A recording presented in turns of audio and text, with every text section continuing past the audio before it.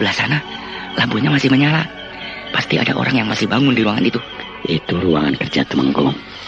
Mungkin dia belum tidur. Mari kita datangi. Ya.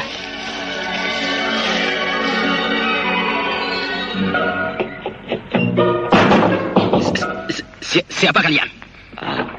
Katakanlah, kau lupa padaku. Siapa? Ya. Aku mengerti, kau pasti heran, bingung dan panik. Tengah malam ada tamu masuk ke kamar kerjamu. Dan kenapa tamu tak diundang sampai bisa masuk ke dalam istana? Begitu bukan? Tenanglah, duduklah, tidak usah berdiri. Nah, pandanglah aku. Awasilah dengan seksama. Kau seperti Iya, akulah Gardika, Tumenggung Gardika, penguasa kerajaan Madangkara. Gardika? Kenapa kau begini? Apa yang terjadi? Panjang ceritanya, Kartagana. Nanti aku ceritakan. Sekarang siapkan dulu air panas. Kami ingin mandi. Lalu makanan. Kami lapar. Beres. Kenalkan dulu. Ini Senopati Kendala.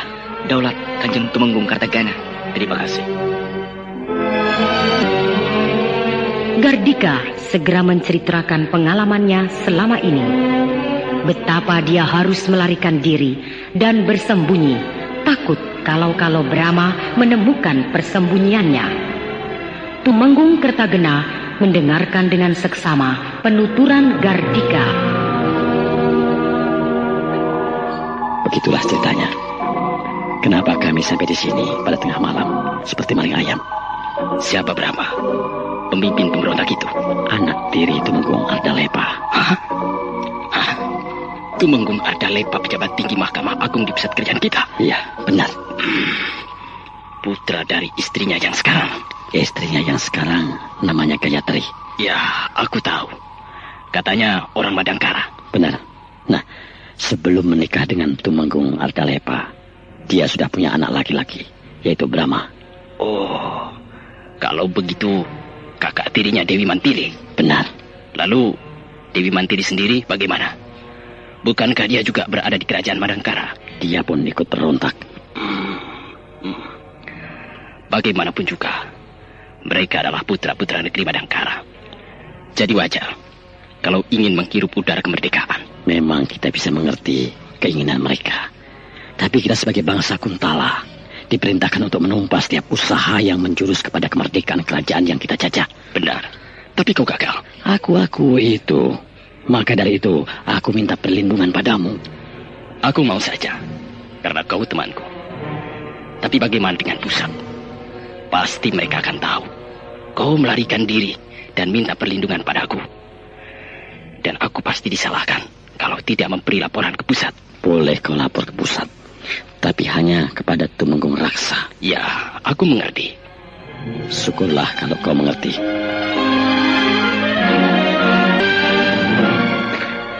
Daulat yang mulia. Ada apa lagi? Ini pakai yang mulia segala macam, Kutawa? Saya harap kali ini Anda tidak boleh menolak. Menolak apa dulu? Semua tokoh-tokoh utama kita mendesak Anda untuk menjadi raja. Apakah tidak ada orang lain lagi yang lebih pantas? Anda selalu begitu. Dan pasti akan menunjuk saya. Tidak Brahma. Jangan suruh saya jadi raja. Karena itu bukan cita-cita saya. Sebenarnya setelah perjuangan ini selesai, saya ingin kembali ke pekerjaanku yang dulu. Menjadi pedagang. Tapi atas permintaanmu, maka aku mau tinggal di dalam keraton. Kalau begitu jangan kepalang tanggung. Kau harus menjadi orang kedua. Patih? Ya, kau harus jadi patih. Mana pantas aku jadi patih? Aku pun tidak pantas jadi raja. Nah, marilah kita yang sama-sama tidak pantas ini untuk menjadi raja dan patih. Iya, baiklah. Terima kasih Kutawa. Patih Kutawa. Iya Brahma. Sri Baginda. Sudah 10 hari kita di sini Kanjeng, tapi belum ada kabar dari pusat. Aku rasa tidak akan lama lagi akan ada kabar dari Tumenggung Raksa di pusat kerajaan Kuntala. Kita ini jadinya seperti pensiunan. Makan, tidur. Mending kalau boleh jalan-jalan keluar, melihat-lihat keramaian ibu kota kerajaan di skala ini. Tapi tidak boleh. Jadinya seperti kena tahanan rumah. Sabar, Kendala. Percayalah padaku. Aku orang kepercayaan Tumenggung Raksa. Pasti kita akan bebas dari tekanan batin ini. Sebab Tumenggung Raksa, tokoh yang paling berpengaruh di pusat kerajaan Kuntala. Berpengaruh mana dengan Tumenggung Ardalepa? Sama. Sama? Ya. Tumenggung Raksa dan Tumenggung Ardalepa adalah dua orang tokoh terkemuka yang menonjol di pusat kerajaan Kuntala. Tapi mereka tidak pernah bisa akur. Aku sendiri tidak tahu sebabnya apa. Yang jelas, mereka berdua selalu bersaing sehingga pemerintahan kerajaan Kuntala terbagi dua. Kelompok Tumenggung Raksa dan kelompok Tumenggung Ardalepa. Si Baginda Maharaja Kuntala sendiri bagaimana? Tidak pernah membeda-bedakan abdinya. Semua mendapat perlakuan yang sama. Iya. Tapi dengan adanya pemberontakan bersenjata ini, kedudukan Tumenggung Ardalepa pasti goyah. Bukan goyah lagi, Kanjeng. Terancam. Seperti pemimpin pemberontak itu anaknya sendiri. Iya, aku kira begitu. Gardika. Nah itu Kanjeng Tumenggung Katagana. Pasti ada kabar penting. Beruntunglah kau, Gardika. Sudah ada kabar dari Tumenggung Raksa dari pusat kerajaan Kuntala. Oh iya? Ini Bagaimana suratnya. kabarnya? Ini suratnya. Cepat kalian berdua ke sini. Langsung menuju ke rumahku. Gunakan taktik prajurit rahasia supaya tak seorang pun tahu kedatangan kalian. Raksa. Syukurlah Tumenggung Raksa sendiri yang menyuruh kami. Kalau begitu, secepatnya kita berangkat, Kanjeng. Tentu saja, Kendala. Lebih cepat, lebih baik. Tapi ingat pesan beliau. Kalian harus mempergunakan taktik siasat prajurit rahasia. Persis seperti ketika aku datang ke sini, bukan? Tak seorang pun tahu kami masuk ke dalam istana. Bahkan kau sendiri sampai pucat waktu itu. Ya, kau memang hebat, Gardika. Nah, katakan, hari ini juga kami akan berangkat ke pusat kerajaan Kuntala. Ya, selamat jalan. Lihatlah, Kang Brana. Rakyat berjubel-jubel. Alun-alun yang luas itu seakan-akan menjadi sempit. Tidak cukup menampung ribuan rakyat yang ingin menyaksikan penobatan Kakang menjadi raja. Ayo, Kakang Brahma. Kok bengong saja? Cepat naik ke atas panggung kehormatan. Iya. Mana Kotawa? Mana Kotawa? Ini di dekatmu. Kau juga naik. Iya. Wahai rakyat Madangkara yang kami cintai, hari ini adalah hari yang paling bahagia bagi kita semua, sebab akan menyaksikan penobatan seorang raja. Inilah Brahma Kumbara. Mulai hari ini, Brahma Kumbara menjadi raja kerajaan Madangkara, bergelar Sri Baginda Maharaja Madangkara keempat.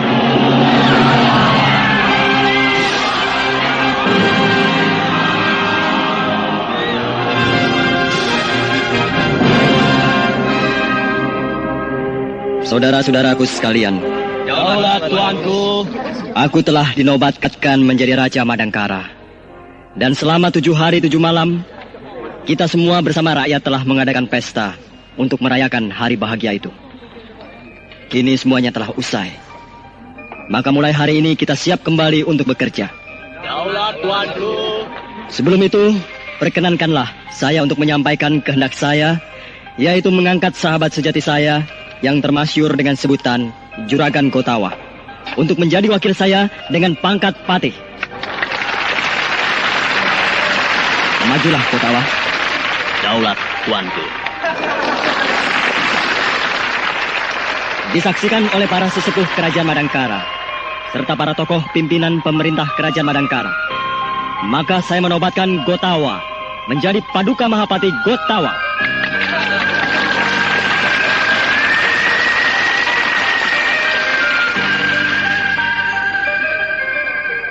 Kemenangan adalah sesuatu yang didambakan setiap insan. Namun hendaknya kemenangan itu tidak membuat kita lupa diri dengan sebutan mabuk kemenangan. Akan tetapi jadikanlah kemenangan kita ini untuk menjadi cambuk agar bekerja lebih giat lagi. Sebab pekerjaan besar yang terpampang di depan mata kita sekarang ini menunggu tangan-tangan kita. Dan tak kalah beratnya dengan perjuangan kita dulu. Yakni kalau dulu kita berjuang melawan bangsa asing yang menjajah tanah air kita, maka sekarang kita pun berjuang. Tapi perjuangan kita sekarang ialah membuat kerajaan kita yang tercinta ini menjadi kerajaan yang makmur dan sentosa.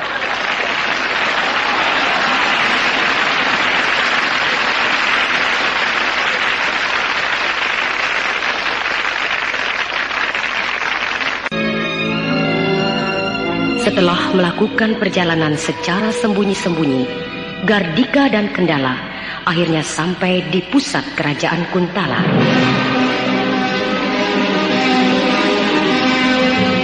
Mereka langsung menuju ke rumah Tumenggung Raksa. Daulat Kanjeng Tumenggung Raksa. Daulat Kanjeng Tumenggung Raksa, hamba Kendala mengaturkan sembah. Aku terima. Daulat Kanjeng. Kau kurus Gardika. Maklumlah, 10 hari keluar masuk hutan. Enak jadi pelarian. Tidak, Kanjeng. Kau bikin malu saja Gardika. Sama pemberontak kalah. Mau dikemanakan muka kita sebagai bangsa Kuntala, bangsa yang besar? Ampun, Kanjeng. Sesungguhnya lah pemberontakan itu terlalu kuat. Tidak ada yang lebih kuat dari bangsa Kuntala, bukan? Ampun, Kanjeng. Seharusnya kau dihukum. Tapi karena ada kelainan di dalam tubuh pemberontak itu yang menyangkut nama seorang tokoh terkemuka di dalam pemerintahan kerajaan Kuntala, maka aku akan menjamin kau bahwa kau dan... Hamba Kendala, Kanjeng Tuanku. Apa pangkatmu? Senopati, Kanjeng. Senopati kok tidak becus perang? Ampun, Kanjeng. Nah, aku akan menjamin kau dan Kendala bebas dari hukuman. Karena jaminanku kuat.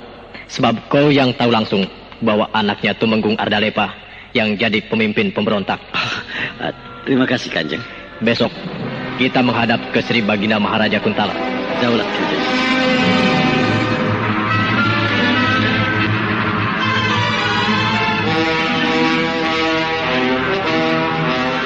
Setelah dinobatkan menjadi Raja Madangkara keempat, Brahma Kumbara segera mengadakan musyawarah bersama para pengikutnya untuk mengatur langkah-langkah berikutnya. Maksud saya memanggil kalian bertiga ialah untuk membicarakan langkah selanjutnya di dalam menghadapi serangan dari Kuntala. Serangan dari Kuntala? Iya, Menteri. Sebab pasti mereka tidak akan tinggal diam. Malahan menjadi marah. Salah satu kerajaan jajahannya terlepas dari tangan mereka. Kita lawan saja, Kakang. Memang harus kita lawan. Tapi akan seperti Kanci lawan gajah. Kanci lawan gajah? Kita boleh bangga dengan kekuatan kita. Tapi juga harus jujur mengakui kehebatan musuh. Nah, kerajaan Kuntala adalah sebuah kerajaan besar. Kerajaan kita, kerajaan Madangkara ini, tidak ada apa-apanya kalau dibandingkan dengan kerajaan Kuntala. Benar, Tuanku. 6 tahun saya bekerja di kerajaan Kuntala dan menyaksikan seluk-beluk angkatan perangnya. Bukan saya memuji musuh kita, tapi benarlah adanya bahwa angkatan perang kerajaan Kuntala sangatlah besar dan kuat, dipimpin oleh para perwira yang tangguh, yang sudah kenyang pengalaman perangnya. Di saat tidak ada perang, mereka dengan teratur selalu mengadakan latihan perang-perangan, sehingga bila mana dibutuhkan, mereka sudah siap. Jadi saya kira, di dalam menghadapi angkatan perang yang tangguh seperti itu, kita harus berpikir 100 kali. Raden Samba meremehkan angkatan perang kita sendiri. Sama sekali tidak begitu, Mantiri. Angkatan perang kita memang hebat. Tapi seperti Tuanku Brahma, kita harus bersikap jujur. Maka dengan jujur pula saya katakan, kekuatan angkatan perang kita hanyalah sepertiganya angkatan perang kerajaan Kuntala. Kalau begitu, jelas kita akan kalah. Kalau di atas kertas, memang kita tidak akan kuat menghadapi angkatan perang kerajaan Kuntala. Akan tetapi, seperti kata Tuanku Brahma, kita adalah kancil dan mereka adalah gajah. Nah, kancil biasanya banyak akalnya. Raden sungguh arif. Bukan begitu, Patih Gotawa? Benar, Tuanku Brahma. Apa yang dituturkan oleh Raden Samba adalah benar semuanya. Saya sendiri pernah mengalaminya, bertempur langsung dengan angkatan perang kerajaan Kuntala ketika mereka hendak menjajah negeri ini. Dan benarlah bahwa mereka sungguh-sungguh angkatan perang nomor 1, terlatih baik dan sangat berpengalaman. Bila demikian, bagaimanakah akal sang kancil untuk menghadapi sang gajah? Dengan mengajak semua negeri jajahan bersama-sama mengangkat senjata melawan kerajaan Kuntala. Maksud Tuanku? Seperti yang sering saya katakan, tanpa persatuan kita pasti gagal. Tapi dengan persatuan, apa saja akan bisa kita atasi. Bila demikian, Tuanku akan mengajak kerajaan-kerajaan lain yang juga dijajah oleh kerajaan Kuntala untuk bersatu dengan kita melawan penjajah. Benar. Sebab kalau kita sendirian melawan Kuntala, jelas kita akan hancur. Tapi kalau bersama kira-kira 4 atau 5 kerajaan lain, pasti menang. Setidak-tidaknya akan membuat kerajaan Kuntala kewalahan. Gagasan Tuanku sungguh gemilang. Saya mendukung 100%. Nah, atas dukungan tersebut, Maka dengan ini saya mengajukan kerajaan Sanggam sebagai kawan pertama. Kerajaan Sanggam? Itu kan kerajaanmu, Raden. Iya, benar Mantili. Saya berani jamin, kerajaan Sanggam akan menyambut baik gagasan Tuanku Brahma untuk mempersatukan semua negeri jajahan. Tapi Raja Sanggam dengan Raja Kuntala bersahabat. Jadi mana mungkin Raja Sanggam mau ikut dengan kita? Persahabatan itu persahabatan yang semu, Mantili. Maksudmu? Itu wajar terjadi di antara raja terjajah dengan raja yang menjajah, kan? Begitu. Itulah, maka saya berani jamin. Pasti Raja Sanggam mau diajak kerjasama. Saya mengucapkan terima kasih atas dukungan Raden. Dan mungkin Raden sendiri yang akan saya utus ke kerajaan Sanggam. Ibarat pulang kampung, bukan? Oh, terima kasih Tuanku. Senang sekali saya menerima tugas tersebut. Saya ikut. Maaf. Adikku Mantili, perkara kau ingin ikut dengan Raden Samba pergi ke kerajaan Sanggam, aku mengizinkan. Tapi apakah Raden Samba mau disertai olehmu? Oh, kalau tidak boleh, tahu rasa nanti. Awas. Nah, sekarang marilah kita lihat peta ini. Daulat Tuanku.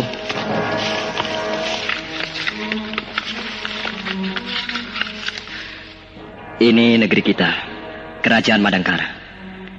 Jauh di sebelah timur, yang ini adalah kerajaan Kuntala. Antara kerajaan kita dengan kerajaan Kuntala terdapat dua buah kerajaan lain, yaitu kerajaan Selimbar yang ini dan kerajaan Niskala yang ini. Iya. Jadi sebelum angkatan perang Kuntala bisa sampai ke sini, terlebih dulu mereka harus melewati kedua kerajaan itu. Benar. Maka dari itu kedua kerajaan ini sangat penting artinya bagi kita. Sebab merekalah yang merupakan garis terdepan untuk menahan gerak maju angkatan perang Kuntala. Iya. Di sebelah utara ada sebuah kerajaan kecil, yaitu kerajaan Salingkuh. Yang ini.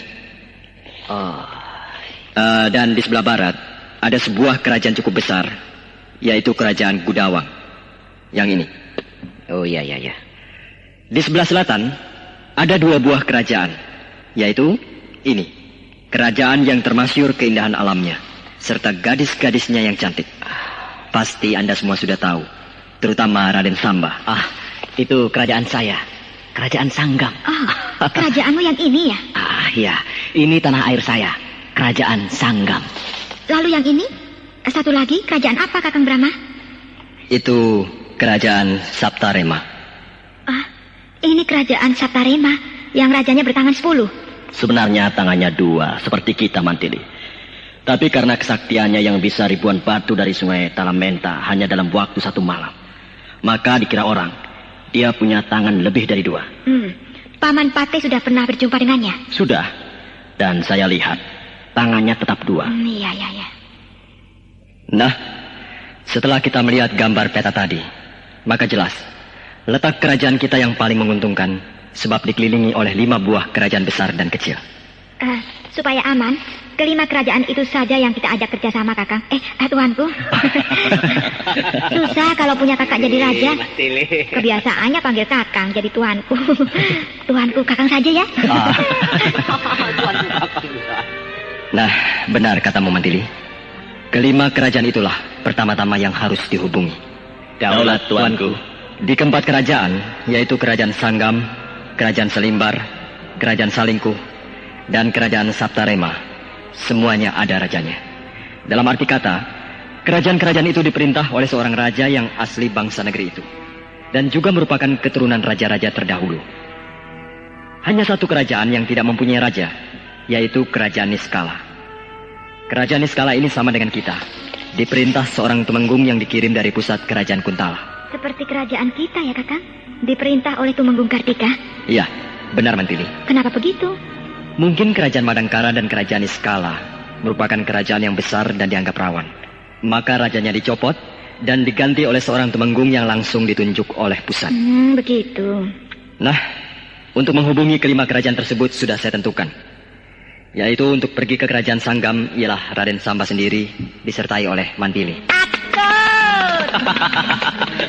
Yang pergi ke kerajaan Saptarema, saya tugaskan Senopati Ringkin. Yang pergi ke kerajaan Salingkuh, saya tugaskan Petinggi Jamrong. Yang pergi ke kerajaan Selimbar, saya tugaskan Adipati Maskar. Dan yang pergi ke kerajaan Niskala, saya tugaskan Senopati Barnawi. Hidup Barnawi! Mantili, Raden Samba, Senopati Ringkin, Senopati Barnawi, Adipati Maskar, dan Petinggi Jamrong. Siaga! Lakukanlah tugas kalian sebaik-baiknya. Pekerjaan kalian tentu saja tidak akan selamanya lancar dan mulus.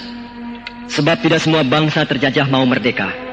Dalam arti kata, banyak yang berjiwa kerdil, yang lebih suka tetap dijajah karena menganggap penjajah lebih pintar, lebih pandai dalam mengatur negara. Keadaan yang makmur, sandang dan pangan berlimpah, dengan harga yang murah, biasanya selalu dijadikan alasan bahwa hidup sudah enak begini. Buat apa susah-susah perang melawan penjajah? Belum tentu kita bisa mengatur negara sepintar penjajah. Nah, di dalam menghadapi manusia-manusia semacam itulah, kalian harus arif dan bijaksana. Jangan mempergunakan kekerasan, kalau tidak terpaksa betul. Lakukanlah pendekatan yang bijaksana kepada para tokoh penting di negara yang bersangkutan. Kalau ada masalah yang benar-benar tidak bisa dipecahkan sendiri, lekaslah pulang ke sini untuk berunding dengan aku atau dengan Mahapati Gutawa. Nah, cukup sekian bekal mental untuk kalian. Selamat bertugas.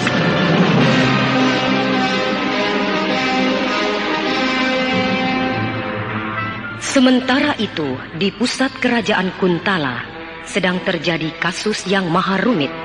Sebab Tumenggung Ardalepa yang merupakan seorang tokoh penting di kerajaan Kuntala dan sangat dekat hubungannya dengan Sri Baginda Raja Kuntala sedang mendapat sorotan tajam. Dikarenakan kedua putranya yaitu Brahma dan Mantili adalah para pemimpin pemberontak. Hal tersebut menimbulkan perdebatan-perdebatan sengit di antara pejabat-pejabat tinggi kerajaan, di mana ada yang pro dan kontra.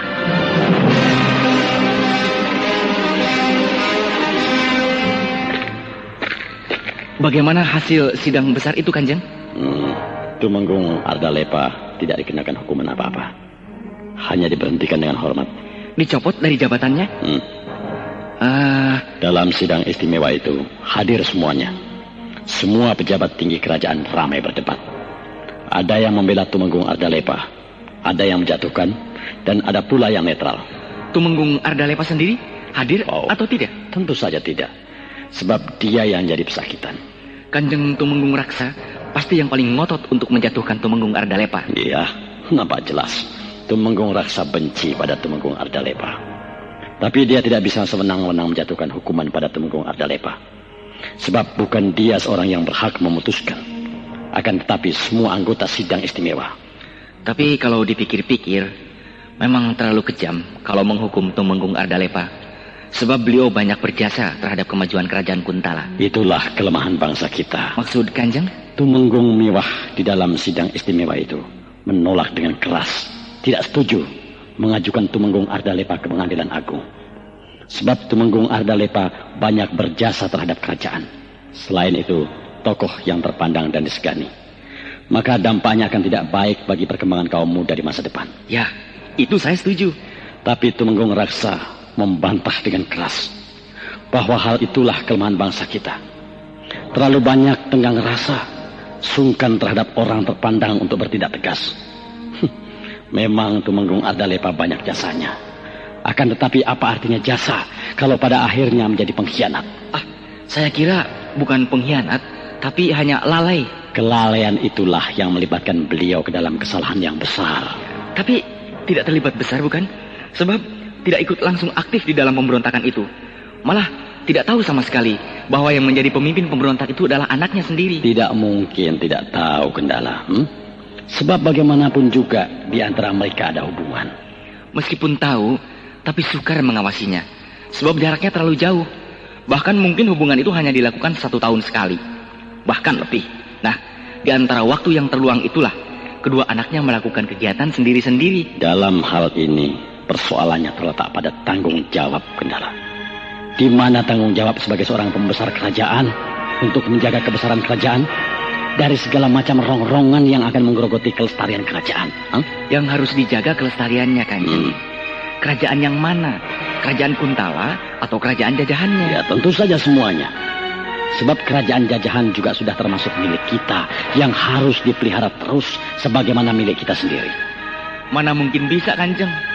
Sebab bagaimanapun juga, lambat laun, kerajaan jajahan itu akan menuntut kemerdekaannya. Memang, tapi bukan dengan jalan pemberontakan, melainkan diberi oleh kita.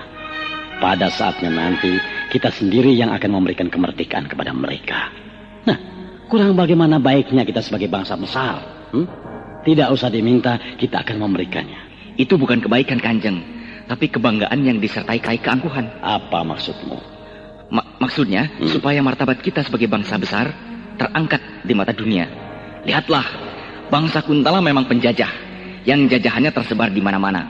Tapi tidak rakus, tidak kejam, ingin menguasai selamanya. Buktinya, kerajaan yang kita jajah, satu persatu dilepaskan, diberi kemerdekaan penuh. Padahal di balik itu, kita sudah kenyang, sudah puas mereguk darah dan air mata kerajaan yang dijajah itu. Setelah kering kerontang, tinggal ampasnya dilepaskan. Ya tetap saja kejam, Kanjeng. Hati-hati kau ngomong, Gendala. Bisa-bisa kau ditangkap. Maaf, Kanjeng. Kita cuma bawahan. Lakukan saja apa yang diperintahkan oleh atasan kita, titik.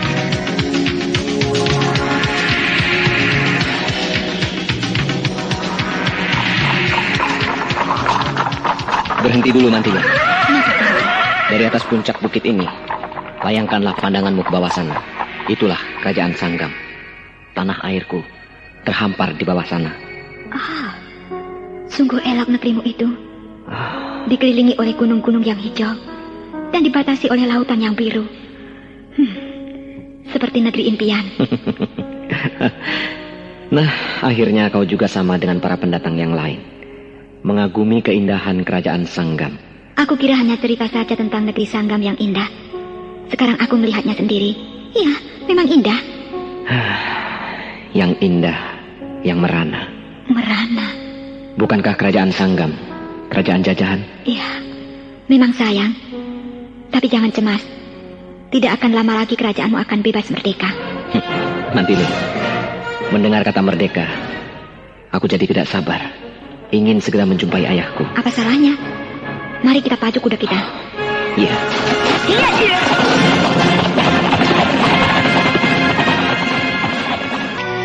Mantili. Ada apa, Raden? Kita harus cepatnya kembali ke Madangkara. Loh, ada apa ini? Baru saja kita 3 hari berada di sini.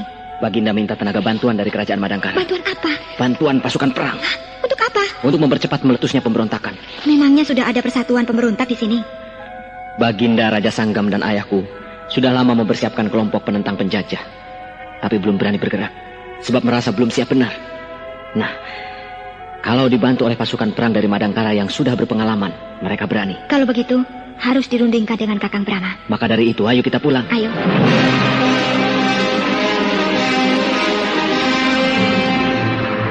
Jadi Raja Sanggam sendiri yang minta bantuan dari kita? Benar. Hal ini terus terang membuatku sangat gembira. Sebab baru saja Kuntala dikejutkan dengan meletusnya pemberontakan di kerajaan Madangkara. Dan belum selesai berpikir untuk menumpas kita, sudah meletus lagi pemberontakan di kerajaan jajahannya yang lain. Maka hal ini tentu akan membuat mereka tercengang dan juga bahkan panik. Iya, benar sekali. Berapa kekuatan pasukan kerajaan Kuntala yang ditempatkan di kerajaan Sanggam? Hanya 100 orang, dipimpin oleh seorang senopati. Namanya Senopati Random. Kecil sekali. Dulu ada 100 orang, tapi sedikit demi sedikit dikurangi. Mungkin karena dinilai aman atau dibagi-bagi ditempatkan di kerajaan lain, jajahan Kuntala. Untuk meringkus 100 orang prajurit tidak perlu mengirim pasukan khusus. Cukup pasukan ketiga saja. Oh, jadi Kakang akan memenuhi permintaan Baginda Raja Sanggam? Iya. Oh, terima kasih. Tapi pasukan yang berangkat ke sana harus berpakaian seenaknya. Tidak boleh memakai seragam pasukan kerajaan. Hal itu untuk mencegah tuduhan bahwa kita telah mencampuri urusan kerajaan lain. Jadi kalau berpakaian acak-acakan, orang akan menyangka pasukan liar, gerombolan perampok. Nah, itulah yang aku inginkan. Iya, benar Kakang. Pasukan yang akan berangkat itu dipimpin oleh seorang senopati, yaitu Senopati Praga. Dan, oh iya, tapi Raden dan juga Mantili harus ikut bersama pasukan itu. Siaga. Tugas Raden dan Mantili hanyalah sebagai pembantu Senopati Praga dan sebagai penunjuk jalan. Siaga, Kakang. Besok pagi, berangkatlah.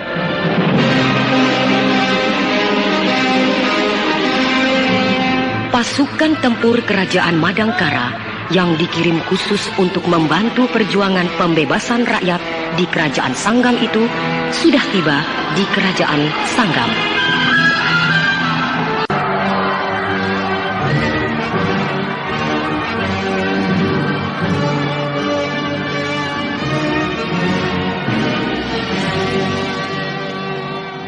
Sementara itu, Raden Samba sebagai putra Sanggam memimpin langsung para pejuang kemerdekaan untuk melakukan aksi huru-hara di dalam ibu kota kerajaan Sanggam, dibantu oleh kekasihnya yang setia, yaitu Mantili.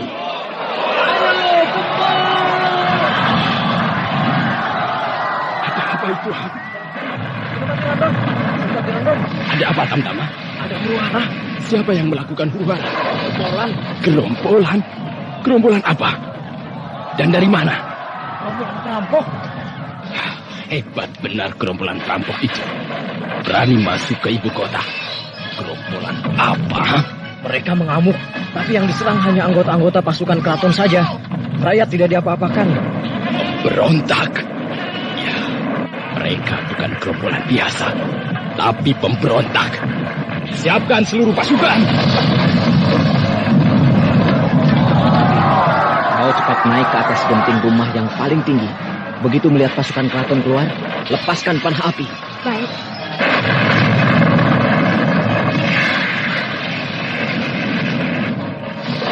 Selama 5 tahun, aku bertugas di kerajaan Sanggam ini. Tidak pernah aku melihat gejala akan meletusnya api pemberontakan bersenjata. Tapi kalau benar huru-hara ini dilakukan oleh pemberontak, aku tidak akan mundur. Aku akan tumpas pemberontak itu.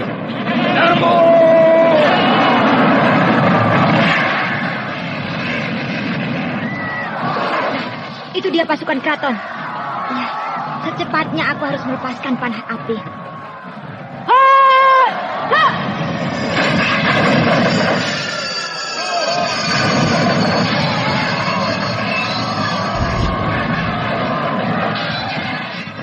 Nah, itu dia panah api meluncur ke angkasa.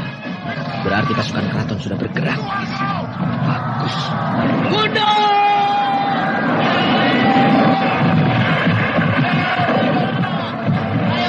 Itu mereka! Rombongan pemberontak itu berlari ke selatan. Kejar! Ayo!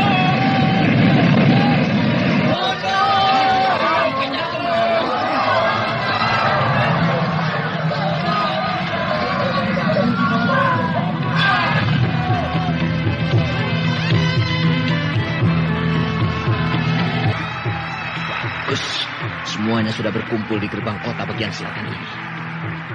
Dengar semuanya. Pasukan keraton sedang mengejar kita. Kalau mereka datang, kita lawan. Siap! Itu mereka! Serbu!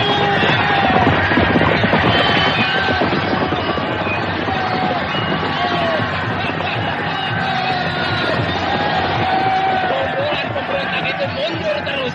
Ketakutan. Kejar!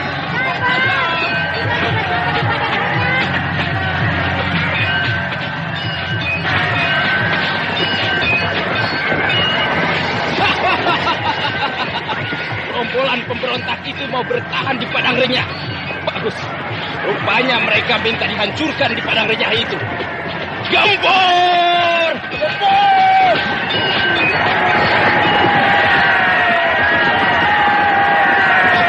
Ada apa itu? Salpati. Rombongan yang lain datang dari arah belakang. Berjebak. Mereka rupanya akan menjebak aku di padang renyah ini. Lihat Senopati. Jumlahnya banyak sekali.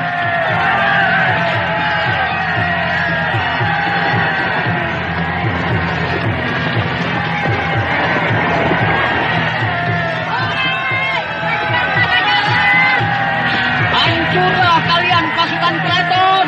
Ayo, gempur!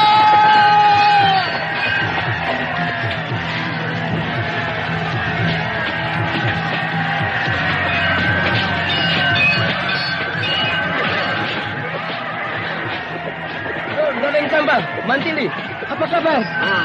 Raka, kau datang tepat pada waktunya. Yang memakai kuda putih itu siapa, Raden? Dialah Senopati Ramdom yang memimpin pasukan keraton. Dia bangsa Kuntala. Berikan dia pada saya. Silakan, tapi hati-hati, dia cukup tangguh. Iya. Ramdom. Kau siapa? Ha? Pemimpin pemberontak? Ya, aku pemimpin berontak. Berdebah. Aku tebas lehermu. Ayo maju kau.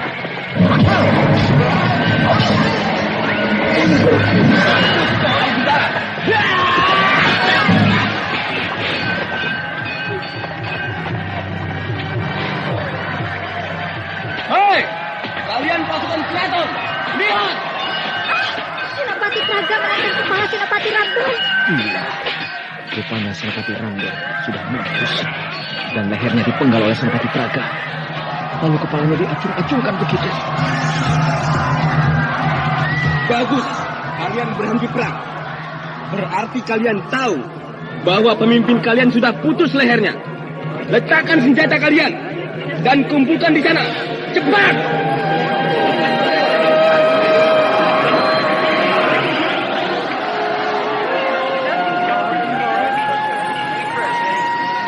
Tidak sangka perang akan cepat selesai. Dan kita yang menang. Senopati Praga bertindak cepat. Pemimpinnya dulu yang dihabisi. Iya. Setelah pemimpinnya mati, otomatis semangat tempur pasukan keraton itu musnah. Kalau tidak begitu, perang akan lama. Dan korban akan semakin banyak. Iya, benar. Raden Samba, musuh sudah menyerah dan sudah dilucuti senjatanya. Saya serahkan kepada Raden. Baris yang rapi. Dan sekarang kita masuk ke dalam kota. Kalau begitu, saya segera akan menyuruh Bulu Balang Salatin untuk pergi ke kerajaan Madangkara. Gunda memberikan laporan kepada Tuanku Brahma. Iya, bagus.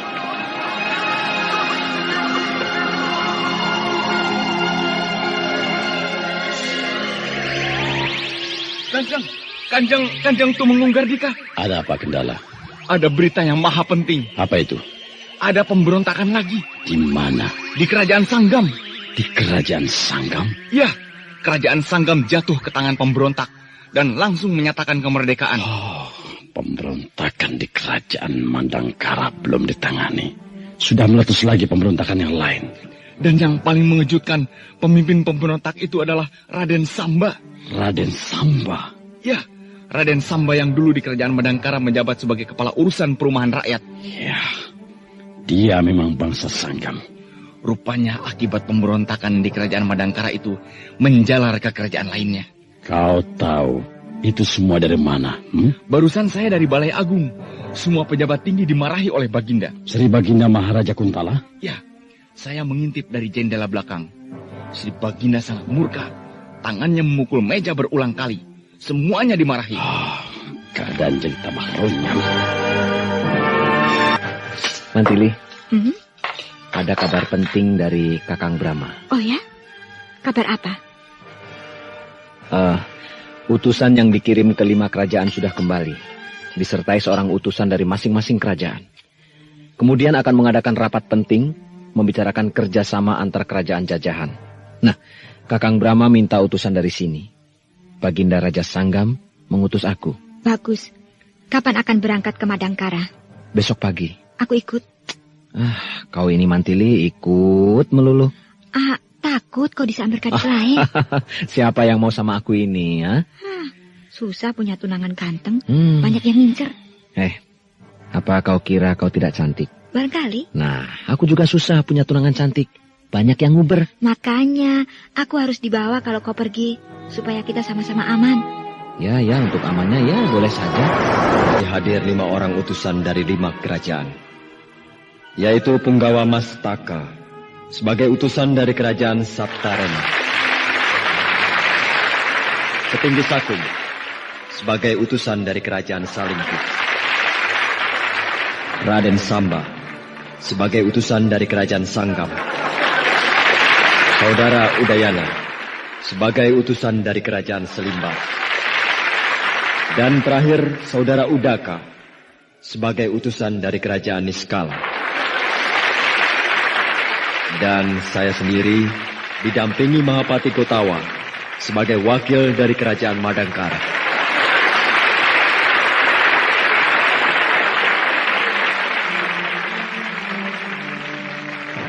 Hari ini adalah hari yang bersejarah, di mana 6 tokoh penting dari 6 kerajaan mengadakan pertemuan istimewa untuk membahas nasib kerajaan-kerajaan yang masih dijajah. Untuk itulah, mengapa kita perlu menjalin kerjasama? Sebab kita satu nasib, satu penderitaan, yang mana kebebasan dan kemerdekaan kita sebagai manusia dikekang, bahkan diinjak-injak oleh bangsa asing. Kita harus bersikap jujur. Terus terang mengakui keunggulan kerajaan Kuntala. Mereka jauh lebih maju daripada kita. Organisasi angkatan perangnya yang sempurna menjadi sebuah angkatan perang yang besar dan hebat, lengkap dengan persenjataannya yang modern. Kebudayaannya yang tinggi membuat bangsa Kuntala sebagai bangsa yang besar, sejalan dengan perkembangan kerajaan yang megah. Kebesaran dan kemegahan Kuntala seakan tiada cacat. Meskipun selalu bersikap baik terhadap kerajaan yang dijajahnya. Namun kita merasakannya, tetap saja tidak enak. Ya, apa enaknya dijajah itu? Nah, melihat kehebatan Kuntala, tidak mungkin kita menghadapinya secara sendiri-sendiri. Baik kerajaan Niskala, kerajaan Selimbar, kerajaan Sanggam, kerajaan Saptarema, kerajaan Salingkuh. Kalau berjuang sendiri-sendiri melawan Kuntala, saya berani jamin tidak akan berhasil. Begitu pula kerajaan kami, kerajaan Madangkara, juga tidak akan menang melawan kerajaan Kuntala kalau berjuang sendirian. Maka dari itu, kita harus bersatu. 6 kerajaan bersatu padu menggempur kerajaan Kuntala. Masa tidak akan menang? 6 lawan 1. Meskipun kerajaan Kuntala besar dan hebat, saya berani jamin mereka akan kewalahan. Contohnya, sampai saat ini mereka belum menyerbu ke sini, ke kerajaan Madangkara. Sebab apa? Sebab baru saja akan bersiap-siap memusatkan kekuatan. Tiba-tiba meletus lagi pemberontakan di kerajaan Sanggam. Mereka terkejut, dan mau tidak mau harus membagi perhatian. Ya, konsentrasi mereka menjadi buyar, terpecah 2. Nah, itu baru 2 kerajaan yang bangkit. Apalagi 6 kerajaan. Saya selaku tuan rumah sudah terlalu banyak bicara. Sekarang saya persilahkan bagi siapa yang akan bicara. Tuanku Brahma. Ya, Raden Samba. Saya sebagai wakil dari kerajaan Sanggam, perkenankanlah untuk memberikan sedikit pandangan. Dengan senang hati. Silakan, Raden. Terima kasih. Semua yang diuraikan oleh tuanku adalah benar. Dan saya yakin, kita semua yang hadir di sini setuju dan sependapat dengan saya, bahwa hal tersebut benar semuanya. Namun kalau boleh saya mengajukan saran, atau mungkin bisa disebut pendapat saya pribadi. Pendapat saya, alangkah baiknya kalau kita tidak menunggu. Maksud saya, kita bukan sebagai pihak yang menunggu, tapi sebagai pihak yang berbuat. Kita tidak menunggu serbuan dari kerajaan Kuntala. Taruhlah, angkatan perang kerajaan Kuntala dibagi menjadi 6 bagian kekuatan. Dan dikirim ke 6 kerajaan yang memberontak. Nah, kita tidak perlu menunggu sampai terjadi demikian. Akan tetapi kita langsung menyerbu. Sekali lagi, kita 6 kerajaan berangkat menyerbu ke kerajaan Kuntala. Jadi, maksud saya, kita mendahului mereka. Sekian dan terima kasih. Saya persilakan bagi siapa yang akan menanggapi saran dan usul dari Raden Samba sebagai utusan resmi dari kerajaan Sanggam. Baiklah, sebelum yang lain siap, maka saya akan mencoba memberikan tanggapan atas saran dan usul Raden Samba tersebut. Uraian Raden Samba baik sekali. Dan mengenai sebelum kita dipukul, kita mendahului memukul. Itu suatu saran yang bagus. Akan tetapi jangan dilupakan bahwa kita sebenarnya belum bebas, belum merdeka. Kerajaan Madangkara dan kerajaan Sanggam memang sudah merdeka. Sudah lepas dari belenggu penjajah, sehingga bisa melakukan penyerbuan ke kerajaan Kuntala. Tapi bagaimana dengan 4 kerajaan lain? Kerajaan Saptarema, Kerajaan Salingkuh, Kerajaan Selimbar, dan Kerajaan Niskala. Semuanya masih dijajah. Jangankan untuk melakukan penyerbuan ke Kerajaan Kuntala, mengusir penjajah dari wilayahnya sendiri saja belum. Jadi saya kira, yang lebih baik langkah pertama ialah membebaskan dirinya sendiri dulu. Setelah merdeka, baru boleh berencana menyerbu ke Kerajaan Kuntala. Dengan demikian kita telah melakukan 2 kali pukulan yang membuat mereka panik. 1, meletusnya pemberontakan di mana-mana. 2, tiba-tiba mereka diserbu dari segala jurusan oleh suatu kekuatan yang dahsyat. Gabungan Angkatan Perang 6 Kerajaan. Nah, bagaimana Raden Samba? Tuanku Brahma benar. Membebaskan diri sendiri dulu, baru menyerbu ke Kuntala. Kendala, kau sudah dengar berita baru. Berita apa, Kanjeng? Tumenggung Ardalepa di penjara. Hah? Di penjara? Ya. Kenapa bisa begitu? Bukankah beliau hanya dibebas tugaskan saja? Memang. Tapi dengan catatan tidak boleh meninggalkan Kuntala.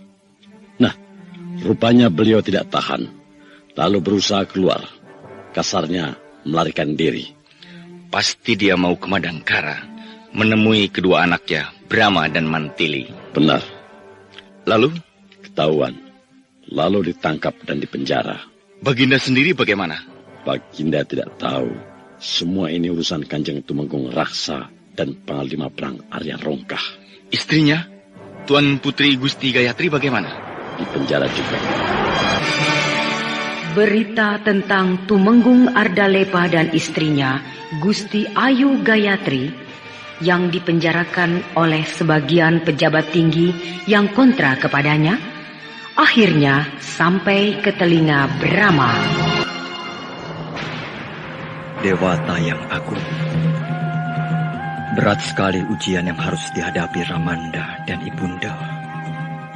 Kami anak-anaknya yang berbuat, beliau yang kena getahnya. Becik sekali orang-orang Kuntala itu. Tidak bisa membedakan antara ayah dan anak. Patih Gotawa, Daulat Tuanku Brahma. aku harus ke Kuntala, membebaskan ayah dan ibuku. Gempur saja sekalian, Tuanku. Benar, Tuanku. Lebih baik kerajaan Kuntala itu kita serbu. Habis-habisan. Saya dan teman-teman saya pasukan pembebasan rakyat Niskala siap membantu Tuanku. Begitu pula, saya kira kerajaan sekutu kita siap sedia membantu Tuanku. Iya benar, Tuanku. Terima kasih atas kesetiakawanan kalian. Tapi untuk mengobarkan api peperangan secara besar-besaran belum waktunya.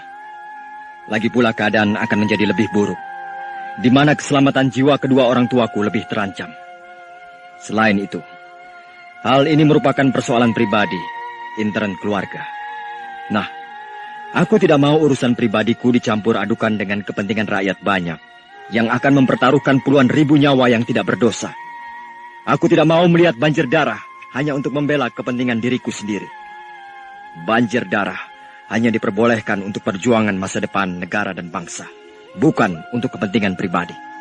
Daulat Tuanku, memang benar urusan ini adalah urusan pribadi.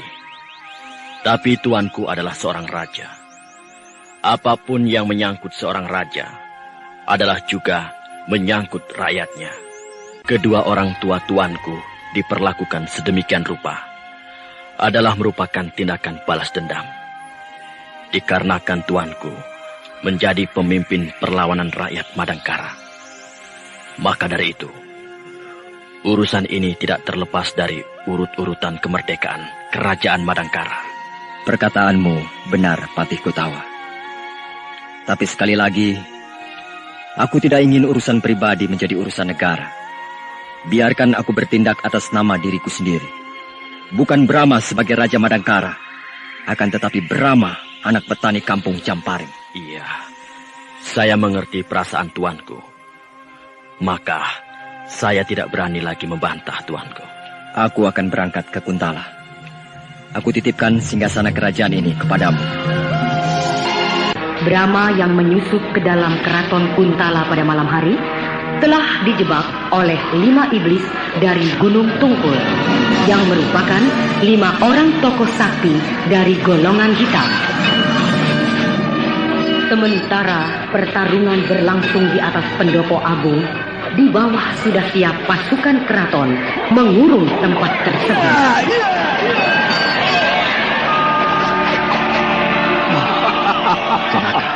Di bawah sana sudah siap pasukan keraton, lengkap dengan persenjataannya. Wah, jumlahnya banyak sekali. Kau tidak akan bisa lolos, pemberontak busuk. Hah? Lihat di bawah sana. Pasukan keraton sudah siap untuk mentingkan kau. Iblis botak, kau pengecut. Aku tidak mengira nama iblis Gunung Tungkul yang terkenal itu tidak lebih dari gerombolan pengecut yang cuma berani main keroyok dibantu pasukan keraton. Masa bodoh. Yang penting malam ini kau mampus.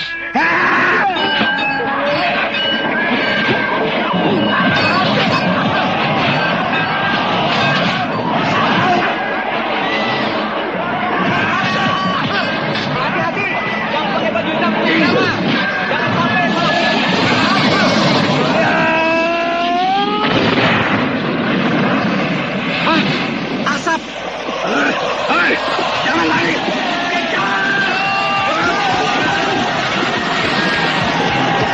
Sudahlah, dia memang banyak ilmunya. Dari kedua tangannya keluar asap. Jadi, asap hitam yang menutupi Brahma itu dia sendiri yang mengeluarkannya? Iya, untuk melindungi dirinya dari pandangan musuh. Dia mengeluarkan asap hitam yang tebal, sehingga kita semua tidak bisa melihatnya. Dan ketika asap itu sirna, dia sudah tidak ada. Ilmu apa itu namanya? Bisa mengeluarkan asap hitam? Entahlah. Yang jelas, dia berhasil melarikan diri saat asap hitam itu menyelimuti tubuhnya. Tapi 5 orang iblis Gunung Tunggul itu juga tidak ada, Kanjeng? Mereka mengejar Brahma. Aku lihat bayangannya berkelebat ke arah sini tadi. Hebat itu orang. Bisa mengeluarkan asap hitam. Jurus apa itu, Bang? Jurus cumi. Jurus cumi? Ya, seperti ikan cumi-cumi. Kalau diserang musuhnya, dia akan mengeluarkan tinta biru yang pekat. Dengan begitu, pandangan musuh akan kabur, terhalang oleh tinta biru itu. Sehingga musuh akan terkecoh. Nah, saat itulah dia melarikan diri. Aku belum pernah mendengar nama Brahma. Tapi aku lihat dia ilmunya cukup tinggi. Murid siapa dia kira-kira? Kalau melihat ilmu jurus cumi yang dia kerahkan, mungkin dia punya hubungan dengan si Kentut Semar. Si Kentut Semar? Ya, bukankah Astagina? Iya, panas. 5 iblis gondrong kehilangan buronan. Itu dia. Berdebah. Rupanya pemimpin pemberontak macam kau cuma pintar main kucing-kucingan. Bikin asap hitam, lalu melarikan diri. Sengaja aku menjauhi keraton. Aku malas bentrok dengan mereka. Sebab aku ingin menghadapi kalian dengan tenang, tanpa diganggu oleh kroco-kroco pasukan keraton yang hanya pintar bersorak-sorak dan berteriak-teriak itu. Hei Brahma, apa hubunganmu dengan si Astagina? Kalian kenal dengan kakekku? Dia musuh besar kami. Pasti kalian pernah dipecundangi oleh kakek Astagina. Jangan banyak bacot. Lekas jawab. Apa hubunganmu dengan si Astagina? Tadi aku kan sudah menyebut namanya dengan kakek Astagina. Nah, berarti dia kakekku. Kakek atau guru? Ya, namanya seorang kakek yang sayang sama cucunya. Tentu saja dia banyak membimbing aku. Sudah lama aku mencari kakekmu si Astagina itu. Tapi sudah 6 tahun dia menghilang. Nah, katakan, di mana dia sekarang? Justru baru saja aku punya pikiran akan menanyakannya pada kalian. Jangan ngaco. Aku bicara apa adanya. Benar-benar aku membutuhkan tenaganya. Tapi aku tidak tahu di mana tinggalnya. Persetan. Tidak ada si Astagina. Di depanku ada cucunya. Kau saja yang aku cincang. Kalian disewa oleh Tumenggung Raksaya. Dibayar untuk menangkap aku. Itu urusan kami. Sekarang kalian pulang saja ke keraton. Dan katakan pada si Tumenggung Raksa itu bahwa kalian tidak sanggup menangkapku. Robek mulutmu. Itu sudah jelas, bukan? Bahwa kalian tidak mungkin bisa menangkapku. Sudahlah, Bang. Jangan dilayani banyak obong bocah ceking itu. Lidahnya ulat. Gempur saja biar dia kapok. Iya. Cepatlah, kurung dia. Gunakan jurus kuriling. Baik. Para Gojo, kurung dia. Mereka mengelilingi aku. Apa yang akan mereka perbuat? Lebih baik aku bersikap menunggu.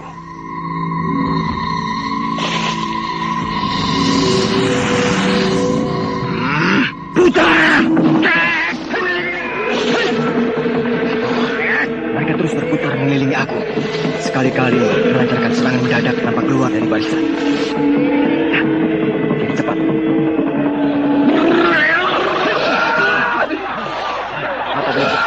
Aku harus mengerahkan jurus ilmu Gulden.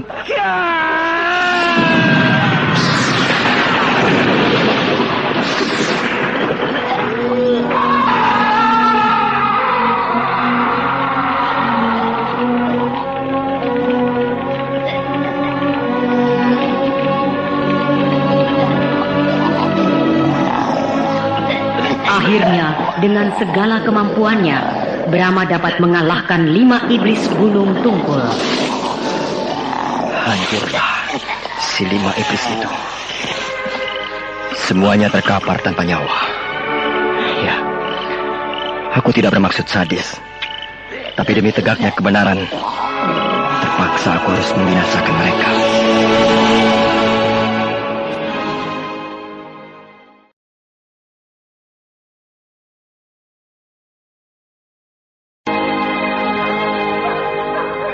Kanjeng untuk mengunggah nikah, Kanjeng. Celaka. Apa yang celaka? 5 orang iblis dari Gunung Tungkul itu semuanya tewas. Hah? Regu penyelidik menemukan mayat mereka di tepi tapal batas luar kota sebelah utara. Semuanya hangus seperti dibakar api. Tahan. 5 orang iblis dari Gunung Tungkul itu bukan tokoh sembarangan. Tapi 5 orang tokoh berilmu tinggi yang ditakuti. Tapi oleh Brahma, semuanya dibikin mampus. Terhadap sesamanya, maksud saya, menghadapi orang-orang dari rimba persilatan, Brahma sangat berani. Tapi terhadap pasukan keraton, kelihatannya dia takut. Mana bisa begitu? Buktinya, dia selalu menghindar kalau diserbu oleh pasukan kita. Dulu di Gedung Penjara, ketika dia digempur oleh 2 regu pasukan keraton, dia melarikan diri. Juga tadi malam, dengan berani, tanpa takut sedikit pun, dia melayani 5 orang iblis itu di atas genting Pendopo Agung. Tapi begitu dia tahu di sekitar Pendopo Agung telah siaga tiap regu pasukan keraton, wajahnya langsung berubah, nampak gugup dan panik.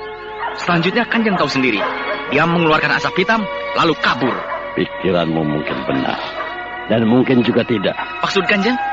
Dia mungkin tidak takut pada pasukan keraton, tapi tidak mau bentrok, sebab dia datang ke sini bukan untuk tujuan perang, untuk merebut kekuasaan, melainkan urusan pribadi, membebaskan kedua orang tuanya yang dipenjara. Kalau begitu, untung kita. Kerahkan terus pasukan keraton.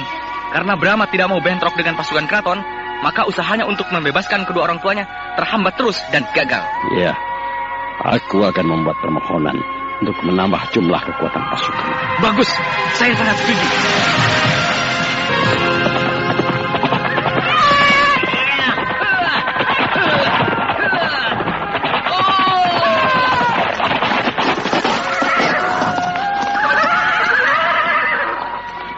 Kenapa berhenti sana?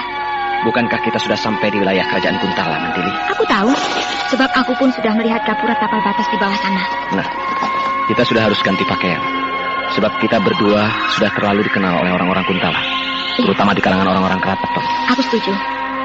Nah, ini pakaian untukmu, dan ini untukku. Lalu, pedang bagaimana? Semua senjata, pedang, pisau, trisula, dimasukkan ke kantong. Senjata rahasia tidak usah, kan? Ya, paku-paku besi itu sih bisa diselipkan di dalam baju. Untung kita membawa pakaian jelek-jelek. Jadi sudah siap untuk menyamar. Aku ke sana dulu. Mau kemana? Mau salin? Ganti pakaian di sini saja. Oh, enak saja. Kenapa? Kalau cuma ganti sarung sih tidak apa-apa, bisa di sini. Tapi pakaianku yang ini kan harus dibuka semuanya. Ya buka saja lah. Diganti dengan pakaian gembel itu. Mau ganti baju saja bersembunyi di balik semak-semak. Malu ya? Aku sih tidak apa-apa membuka pakaian di depanmu. Ya sudah buka. Tapi ya, kasihan kamu. Kok kasihan? Nanti tidak tahan.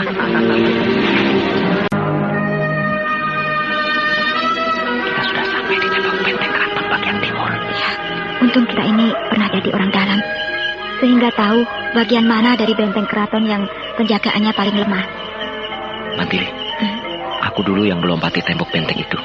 Untuk memancing apakah di dalam sana ada penjaga atau tidak. Iya, hati-hati. Beres. Sebentar ya. Oh, ya.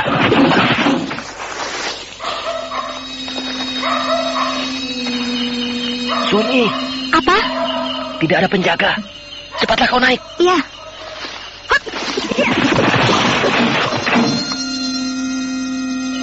Ayo, kita terus bergerak ke kiri, ke gedung penjara. Iya. Heran, kalau di dalam kota penjagaan begitu ketat, tapi di dalam keraton ini sunyi, tidak terlihat seorang pun anggota pasukan keraton. Tapi kita harus waspada, sebab siapa tahu hal ini sebuah jebakan. Iya. Ah, itu gedung penjara. Bagus. Hanya ada 2 orang penjaga di muka pintu gedung penjara itu. Kita totok jalan darahnya, supaya tidak menimbulkan suara gaduh. Iya.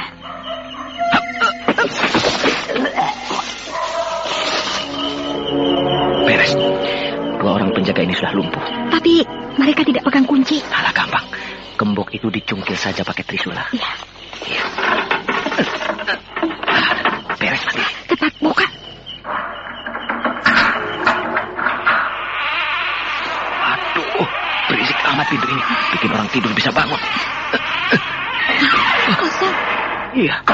Oh, kenapa penjara ini kosong melompong? Kamar-kamar sel yang berjejer itu tidak ada isinya. Semuanya kosong. Padahal penjara ini penjara terbesar di keraton.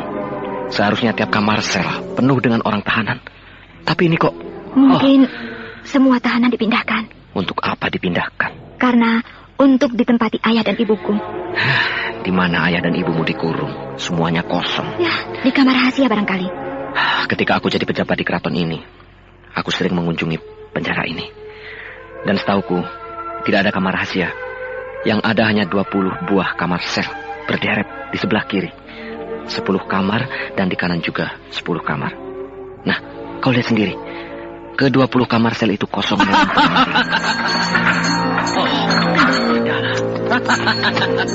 Apa kabar, Mantili dan Raden Samba? Rupanya kau belum mampus, Kendala.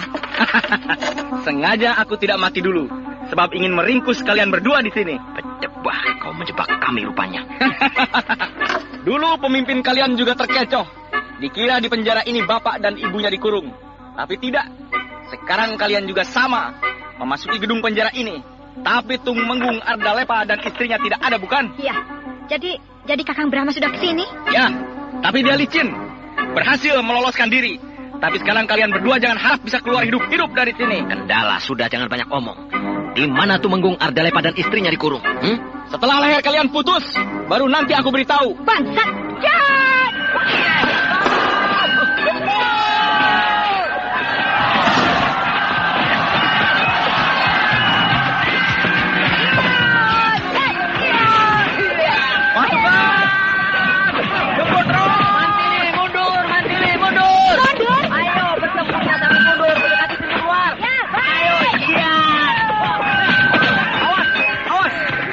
Mendekati pintu keluar. Kepung! Tutup pintu keluar.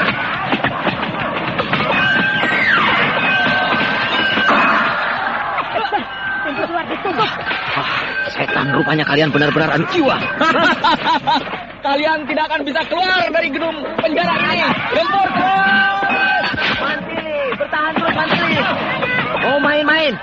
Iya. Hilang. Raden Samba. Urus ini. Hah? Hilang? Raden Samba kemana? Kok tiba-tiba tidak ada? Kelihatannya tadi dia masuk ke dalam tanah. Ah, tidak mungkin. Mana ada manusia bisa ngurus bumi? Kendala! Meskipun kau tutup semua pintu dan jendela, dan kami dikepung dengan rapat, tapi kami tetap bisa lolos dengan cara menurut bumi. Masuk ke dalam tanah. Kau lihat tadi, Raden Samba tidak masuk ke dalam tanah. Sebentar lagi, aku yang akan urus bumi. Jangan berikan kesempatan perempuan itu masuk ke dalam tanah. Serang terus!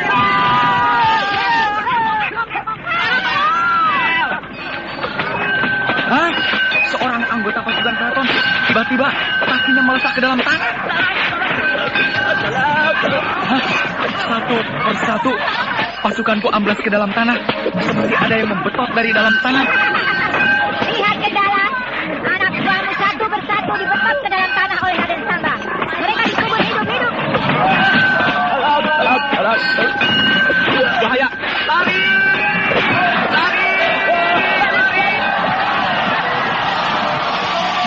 Karena takut akan kesaktian Raden Samba dan Mantili, Senopati Kendala dan pasukannya melarikan diri.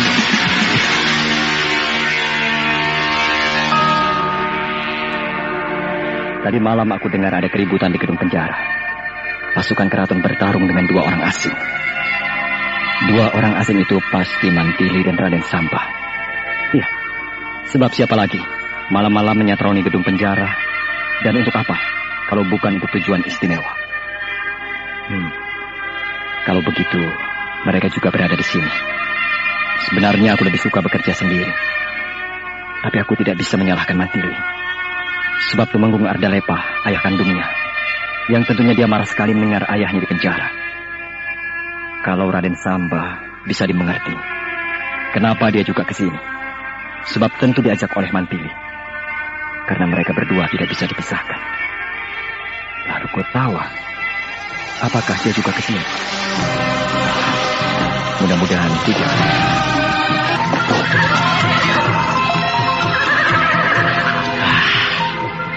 Itu dia.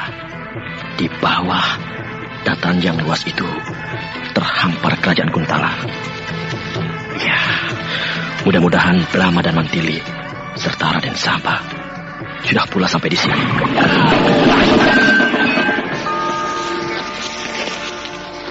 Berdebah, ada serangan gelap. Sebuah pedang meluncur ke leherku. Untung aku bisa menangkapnya.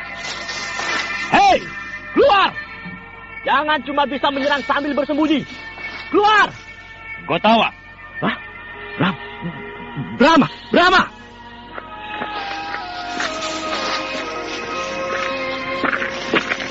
Kenapa kau ada di sini? Aku mencemaskan keselamatanmu. Kau tidak percaya padaku? Bukan begitu, Bram. Tapi yang namanya masuk ke kandang macan. Lalu kerajaan kita bagaimana? Aku serahkan kepada Mangkubumi Gajah Depa. Dia mampu memimpin kerajaan dan rakyat menghormatinya. Maaf, Brahma. Bukannya aku tidak patuh terhadap perintahmu. Tapi aku tidak mau sahabat sejatiku menemui kesulitan di negeri orang. Iya. Apa boleh buat? Kau sudah ada di sini. Masa aku harus menyuruh kau kembali ke Madangkara? Nah, bantuanmu aku terima. Terima kasih, Bram. Mari kita berangkat. Tidak bisa aku tahu. Tidak bisa. Aku jelas bisa, karena aku berpakaian gembel. Tapi kau berpakaian mewah seperti itu. Penampilanmu pasti akan menarik perhatian orang. Sebab kau nampak sebagai seorang bangsawan, berpakaian mahal, menunggang kuda putih yang bersih dengan memakai pelana yang mahal. Aku tergesa-gesa, sehingga tidak sempat ganti pakaian dengan pakaian biasa. Gampang. Aku punya kenalan seorang petani. Kudamu bisa dititipkan pada dia. Dan kau akan mendapat pakaian petani yang sederhana. Bagus. Mari kita pergi ke rumah petani itu.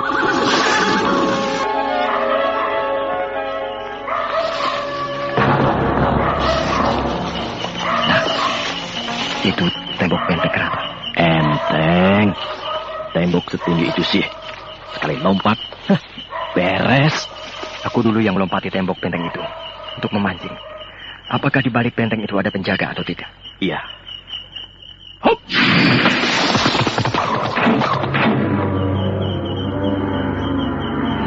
Bagaimana? Aman. Bagus.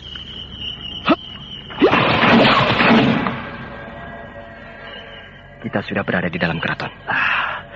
Kau hafal seluk-beluk di dalam komplek keraton ini. Beres. Suara apa itu? Seperti pertarungan. Iya, benar. Ada pertarungan. Suaranya di sebelah sana. Ayo kita lihat. Ayo. Lewat atas. Kita bergerak di atap-atap rumah. Supaya lebih jelas melihat ke sekeliling. Iya.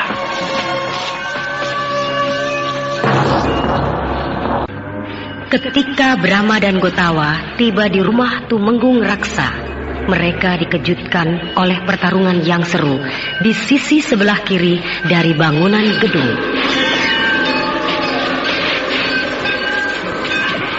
Setelah mereka dekati, ternyata Mantili dan Samba yang bertarung melawan 3 tokoh dari rimba persilatan dan sejumlah prajurit keraton.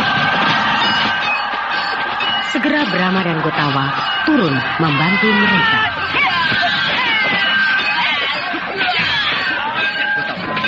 Mantili dan Raden Samba menghadapi 3 tokoh Cemeti Durjana, aku akan mengacaukan pasukan keraton itu. Siapa?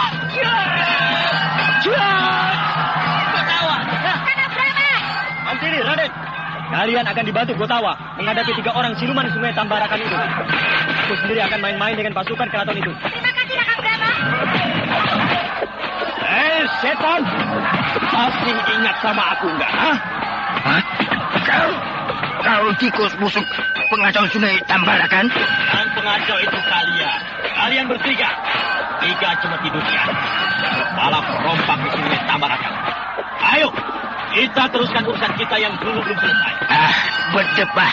Apa hubunganmu dengan pemberontak itu? Karena akulah pemberontak. Bangsat! Raden, kau hadapi Cemeti kedua. Mantili, kau hadapi Cemeti ketiga. Aku akan hajar si Cemeti ke-1. Ya, siaga.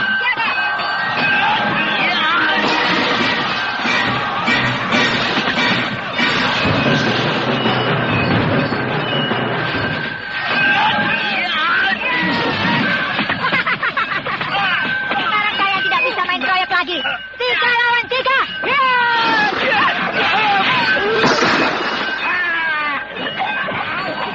Mati. Kepalanya sendiri. Ayolah, jadi kepalanya pecah. Karena aku pukul. Cemeti ke-1, lihat, temanmu si Cemeti ketiga sudah mampu. Jangan, Rem. Kau harus menerima balasannya. Sendiri, kenapa si Cemeti ketiga diberikan padaku?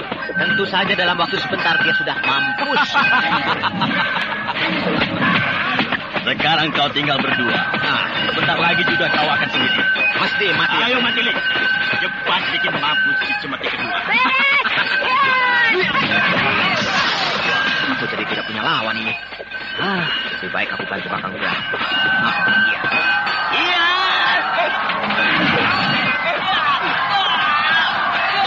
Raden, Iya, Kakang Brahma, iya. lebih baik kau bantu Mantili. Oh, Mantili bisa mengatasi lawannya dengan mudah, Kakang.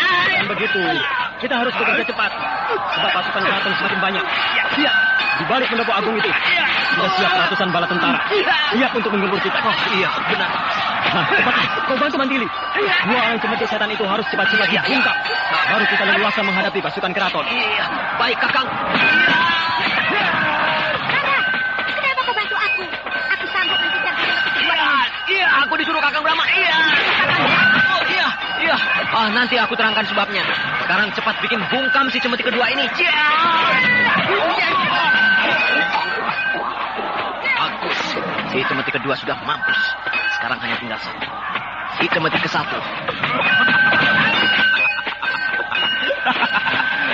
Si Cemeti kedua sudah mampus. Ayo. Kau mau apa Cemeti ke-1? Berdebah. Kalian akan tahu balasannya nanti. Mau kemana? Ayo Mantili, ayo cepat bereskan si Cemeti ke-1 itu. Maaf Gotawa, kami membantu Anda. Disuruh oleh Kakang Brahma sebab tugas lain yang lebih berat menunggu. Jadi si Cemeti ke-1 ini tidak berat? Ya cukup lumayan lah. Kasihan kau Cemeti ke-1. Di wilayah perairan Sungai Tambarakan dan sekitarnya, namamu sangat terkenal. Menjadi penguasa yang ditakuti. Tapi di hadapan kedua anak muda itu, kau tahu banyak seperti seekor cacing tanah yang tak ada artinya sama sekali. Berdebah. Kalian semuanya harus mati.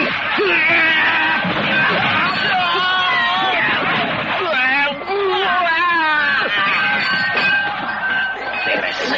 Dia sudah mati sekarang. Jagoan di sungai, matinya di darat. Kasihan. Raja perompak yang paling ditakuti sudah tamat riwayat. Ayo, kita bantu Kakang Brahma. Iya, kasihan dia sendirian menghadapi ratusan tentara. Ayo, ayo.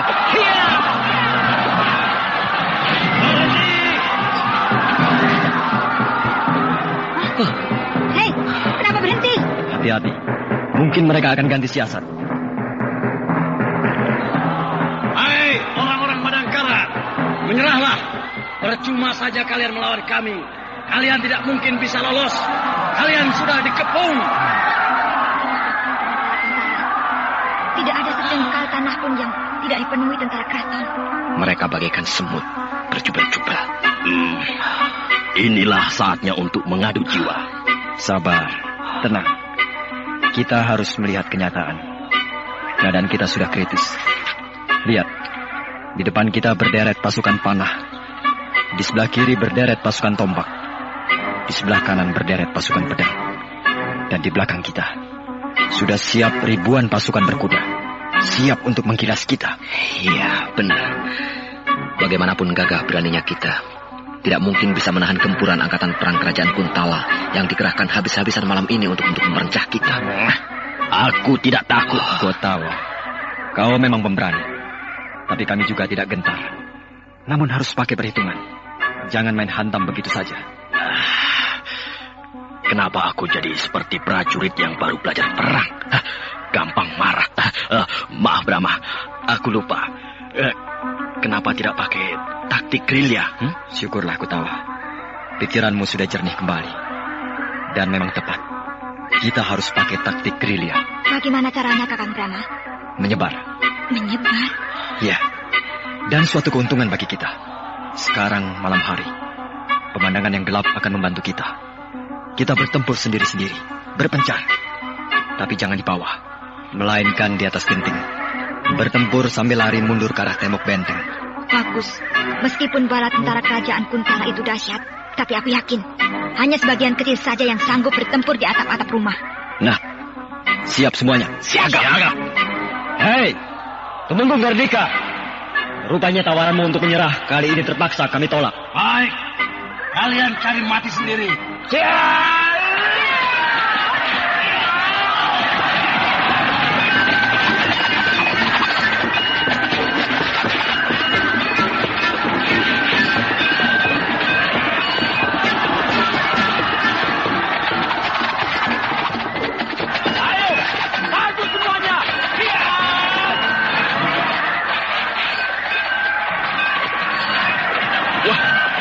Pasukan panah kita, Kanjeng. Mereka membidik jadi tidak karu-karuan. Sebab sasarannya tidak jelas dan berpindah-pindah. Ya, pemandangan yang gelap di malam hari seperti ini menguntungkan mereka.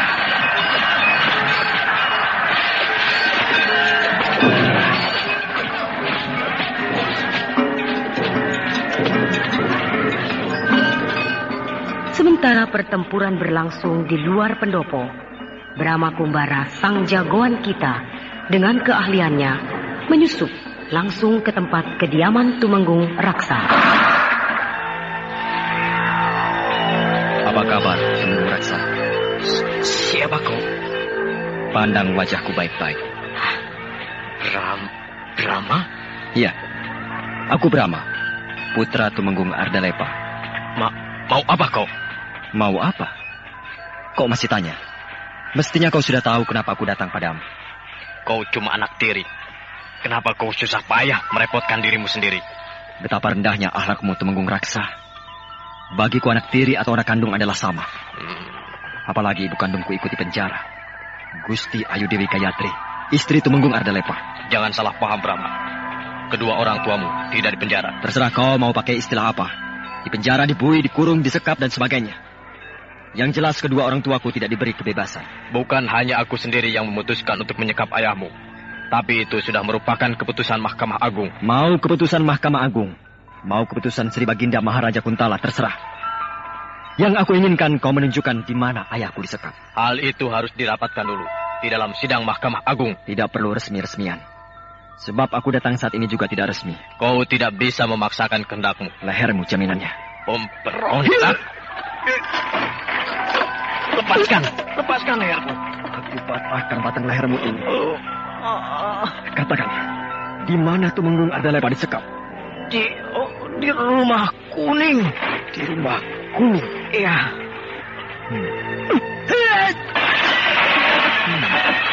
Rupanya kau bisa juga main jurus. Berontak. Sebenarnya saat ini aku ingin sekali memecahkan kepalamu. Tapi perlu dihidupkan lebih lama lagi. Nanti akan datang saatnya aku membunuhmu. Selamat tinggal, Raksa. Ya!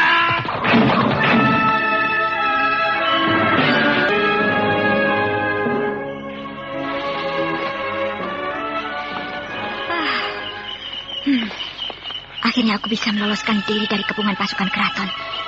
Ya, tidak salah lagi. Inilah dataran beringin kembar yang ditunjuk Kakang Brahma sebagai tempat berkumpul. Nah, ada yang datang. Kalau tidak Kakang Brahma, tentu Raden Samba atau Gotawa. Mantili, kau ini bercanda melulu. Mana yang lain? Baru kita berdua. Oh ya? Iya. Ada yang datang. Kalau bukan Kakang Brahma, pasti Gotawa.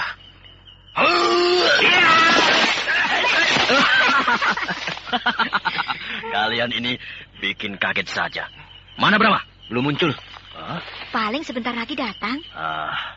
Tapi benar ini dataran beringin kembar. Betul. Itu pohon beringinnya.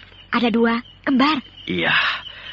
Tempat inilah yang ditunjuk oleh Brahma sebagai tempat kita berkumpul. Kita saja yang tingkatannya di bawah Kakang Brahma bisa meloloskan diri. Apalagi dia. Pasti lebih dari bisa. Kalaupun belum muncul, mungkin ada acara lain. Acara lain? Ya, acara lain bagaimana? Barangkali ke rumah Tumenggung Raksa. Tumenggung Raksa? Ya. Tapi ini hanya perkiraan saya saja.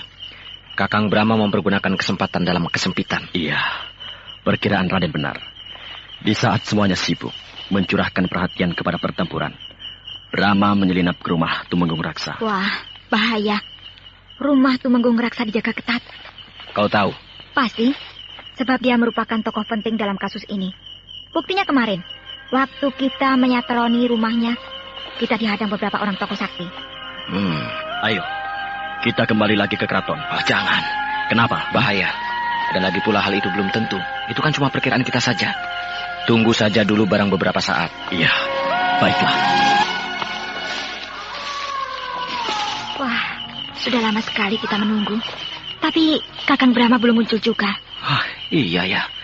Bagaimana ini? Kita kembali ke keraton. Selamat satu, selamat semua. Mati satu, mati semua. Jangan! Nah, itu Kakang Brahma.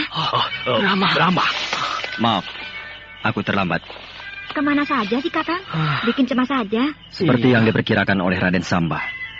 Iya, aku ke rumah Tumenggung Raksa. Berhasil? Berhasil. Kakang berhasil bertemu dengan dia? Iya, rumahnya memang dijaga ketat oleh beberapa orang prajurit pilihan. Tapi cukup mudah bagiku membungkam mereka. Lalu, apa katanya? Di mana Ramanda di penjara? Di rumah kuning. Rumah kuning? Rumah kuning. Iya, tadinya Tumenggung Raksa tidak mau bicara. Tapi setelah lehernya aku pelintir, maka dia mau bicara. Katanya Ramanda Tumenggung Ardalepa dengan Ibunda Gayatri disekap di rumah kuning. Ayo kita ke sana. Sabar Mantili, sabar. Jangan gegabah. Semuanya harus diperhitungkan dengan matang, Mantili. Rumah kuning itu apa sih? Rumah kuning adalah makam raja-raja. Hah? Makam? Kuburan? Iya. Di belakang istana ada sebuah area cukup luas. Tempat keluarga raja dimakamkan. Dan di tengahnya ada sebuah rumah kecil. Warnanya seluruhnya kuning. Itulah yang bernama rumah kuning. Gunanya untuk apa rumah kuning itu? Untuk tempat tinggal para penjaga makam. Sialan. Ayah dan ibuku disekap di tengah-tengah kuburan. Hal itu untuk mengelabui semua orang, termasuk kita.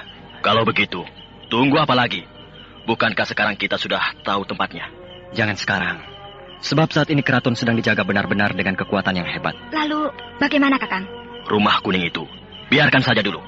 Sebab selain pasti dijaga ketat, ada kemungkinan besar sudah dipindahkan. Maksudku, Tumenggung Ardalepa dan istrinya sudah dipindahkan dari situ. Sebab sudah diketahui oleh kita. Dugaanmu betul, Gotawa.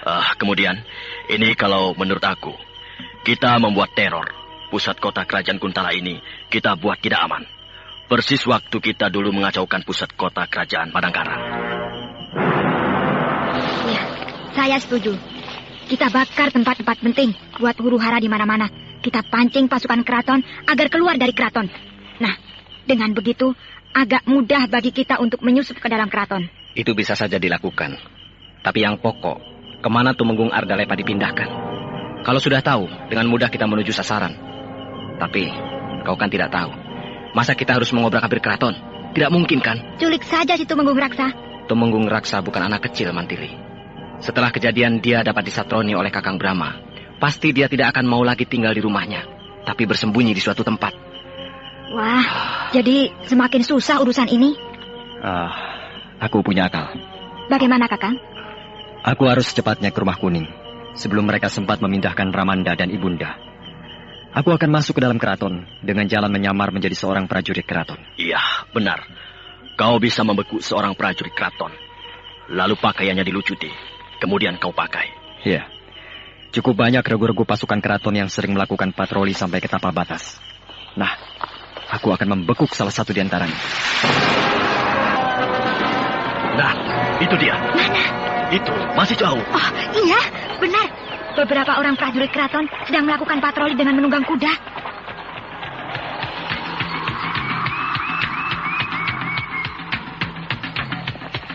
Biarkan mereka lebih dekat. Iya. Enteng. Cuma 10 orang. Sergap sekaligus. Siaga.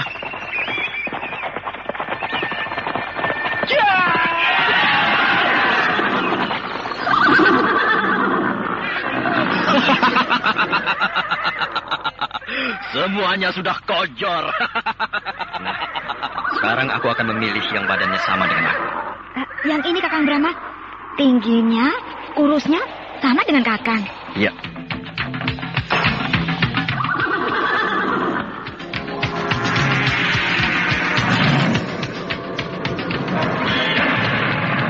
Nah, para pengacau itu membuat huru-hara lagi. Cepat kirim bala tentara. Jumlahnya dilipat gandakan. Supaya tidak terjadi seperti kemarin malam. 3 regu pasukan kita kocar-kacir. Ya, kali ini mereka tidak boleh lolos. Pasukan! Siaga!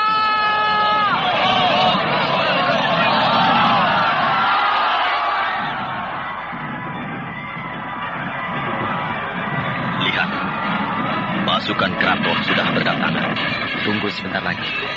Sampai semua pasukan keraton keluar, baru kita masuk ke dalam keraton. Iya. Ya, mari kita bergerak. Masuk lewat tembok benteng bagian selatan. Siaga! Siaga! Siaga!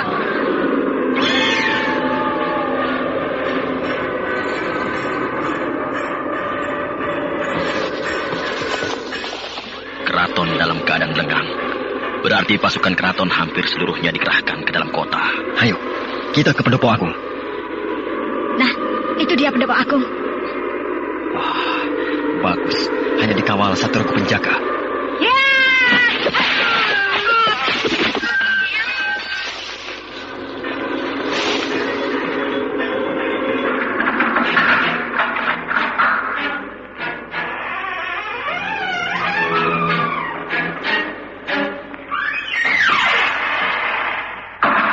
Ayah, Ibu.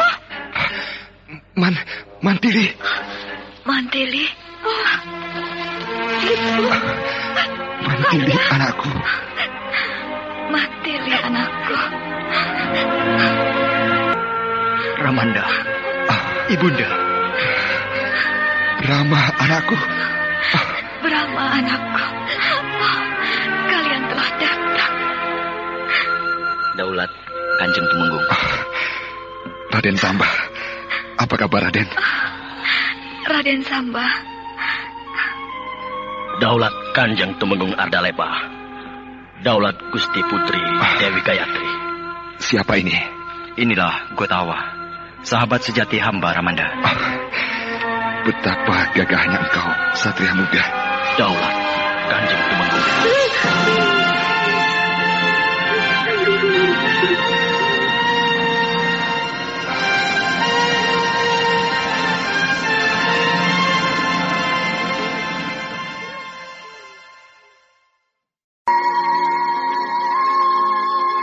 Dalam kisah yang lalu dikisahkan, setelah Tumenggung Ardalepa dan Gayatri berangkat terlebih dulu ke kerajaan Madangkara bersama Raja Wali Raksasa, maka selanjutnya rombongan Brahma dipecah menjadi 3 bagian. Raden Samba dan Mantili mengambil jalan ke barat, menuju ke kerajaan Sanggam, Gotawa ke timur, menuju ke kerajaan Niskala, dan Brahma sendiri mengambil jalan lurus menuju ke kerajaan Madangkara.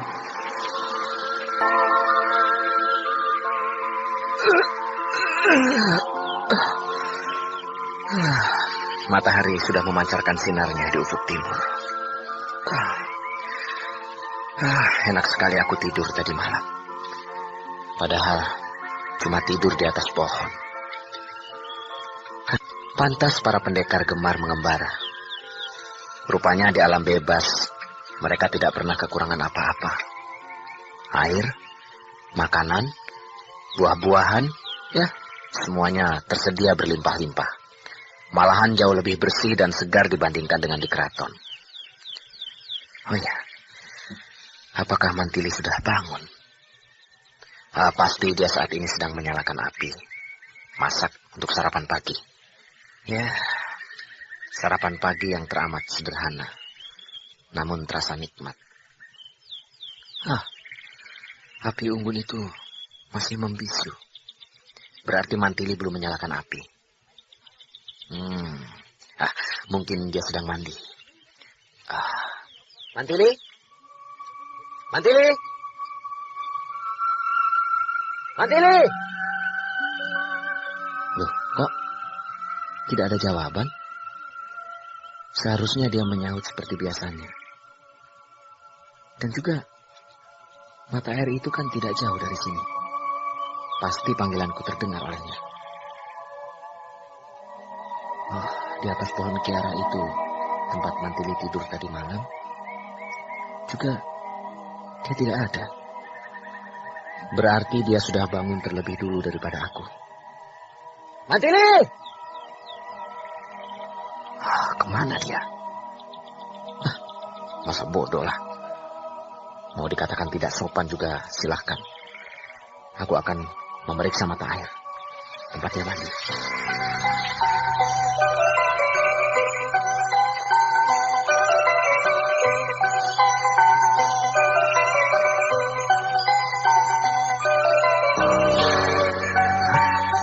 Tidak ada. Iya. Di mata air yang kecil itu Mantili juga tidak ada. Tidak salah lagi. Dia pasti pergi ke Niskala. Wataknya keras sekali. Kalau ada kemauan, harus jadi. Ya, apa boleh buat. Aku harus menyusul dia.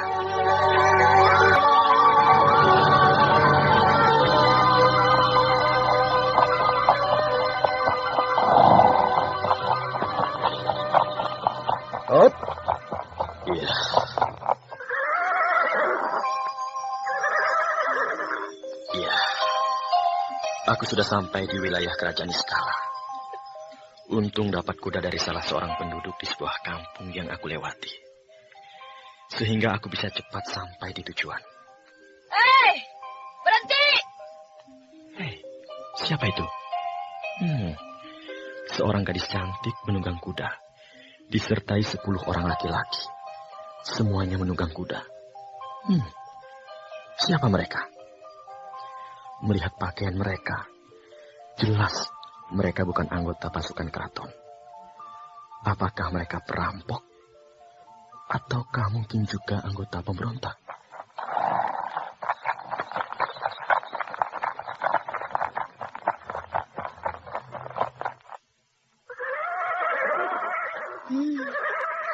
Siapa kau? Orang mana? Dari mana? Dan mau kemana? Wah, pertanyaannya satu-satu dong. Jangan diborong begitu. Berani mencela. Pasti kau mata-mata. Sembarangan. Jangan membantah. Nanti kamu diikat, lalu diberikan kepada semut rangrang. Dan kamu akan mati perlahan-lahan digerogoti oleh semut rangrang yang jumlahnya berlaksa-laksa itu. Nah, mau tidak? Gadis ini kiri amat. Dan nampak final. Ngomongnya santai, tapi mengandung ancaman. Menandakan jiwanya memiliki sifat sadis. Kenapa bengong? Dan nampak final. Ngomongnya santai, tapi mengandung ancaman. Menandakan jiwanya memiliki sifat sadis. Kenapa bengong? Dengar gadis, maaf. Siapa nama Anda? Dewi Harnum. Nah, Dewi Harnum. Saya bukan mata-mata. Saya orang Madangkara. Mau ke sini, ke kerajaan Niskala. Oh, kamu orang Madangkara. Tapi benar? Kalau tidak percaya, ya sudah. Berani juga kau. Aku tidak salah. Kok kenapa takut? Siapa namamu? Gotawa. Oh, ini yang namanya Gotawa. Loh, kau tahu namaku? Iya, kakakku sering bercerita tentang kehebatan Gotawa waktu memimpin pemberontakan di kerajaan Madangkara. Siapa kakakmu? Senopati Bangbara Ajisaka. Oh, di mana dia sekarang? Di wilayah utara. Aku ingin sekali bertemu dengannya. Kalau begitu, kau Patih Madangkara? Benar, pangkatku Mangkubumi, jabatanku Patih. Loh, kok tertawa? Ada yang lucu? Patih kok begini? Tapi lumayan, ganteng juga sedikit. Sialan nih orang. Kamu tidak pantas jadi patih. Pantasnya jadi kepala begal.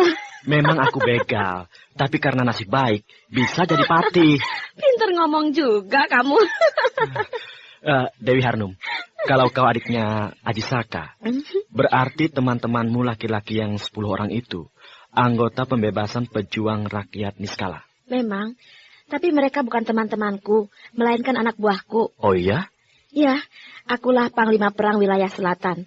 Kalau nanti perjuangan ini berhasil, kakakku jadi raja, aku jadi Panglima Angkatan Perang Kerajaan Niskala. Kenapa tertawa?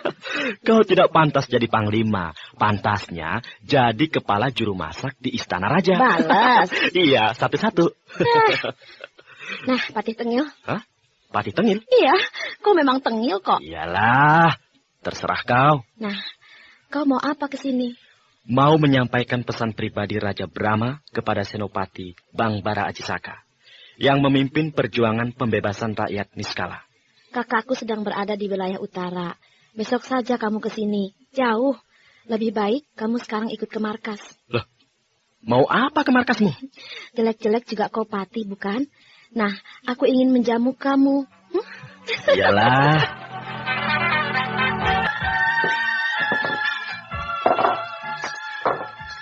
Enak tidak minumannya? Wah, enak sekali. Minuman apa sih ini? Anggur. Anggur? Iya, itulah anggur Niskala yang tersohor. Kau tidak akan menemukannya selain di sini. Ya, aku beruntung bisa mencicipi anggur Niskala yang termasyhur itu. Nanti kalau kamu pulang ke Madangkara, kamu boleh bawa yang banyak. Ya, tentu. Aku tidak mengira kalau Senopati Bangbara Ajisaka punya adik perempuan yang cantik sekali. Aku cantik? Iya, kau cantik. Terima kasih. Oh ya, berapa kekuatan pasukanmu di wilayah selatan ini? 600 orang. Banyak juga. Yang paling banyak di wilayah utara, yang dipimpin langsung oleh Kakang Aji, jumlahnya 100 lebih. Oh iya? Iya, di wilayah timur 600 orang, juga di wilayah barat 600 orang. Pokoknya kerajaan Niskala sudah dikepung dari 4 jurusan. Kalau sudah dikepung begitu, kenapa tidak segera digempur? Mengadakan penyerangan total, kobarkan perang besar-besaran. Justru itu yang tidak dikehendaki oleh kakakku. Loh, kenapa begitu? Kakang Aji sebisa-bisanya menghindarkan pertumpahan darah. Kalau tidak dengan perang, mana mungkin penjajah bangsa Kuntala itu mau enyah dari bumi Niskala ini? Saat ini sedang diusahakan jalan damai. Utusan dikirim ke keraton, menyatakan bahwa kerajaan Niskala sudah dikepung. Setiap saat bisa dihancurkan. Sudah 4 hari belum ada jawaban. Itulah. Bangsa Kuntala itu sombong, besar kepala, terlalu tinggi hati. Ya, selain begitu, mungkin mereka mengharapkan datang bala bantuan dari kerajaan Kuntala. Kalau bala bantuan itu datang, perjuangan kalian akan berat. Jadi lebih baik, gempur saja. Mumpung angkatan perang kerajaan Kuntala belum datang ke sini. Rencana Kakang Aji memang begitu. Di mana sebenarnya saat ini, saya sedang menunggu utusan dari Kakang Aji yang akan memberitakan tanda waktu kapan perang dimulai. Iya.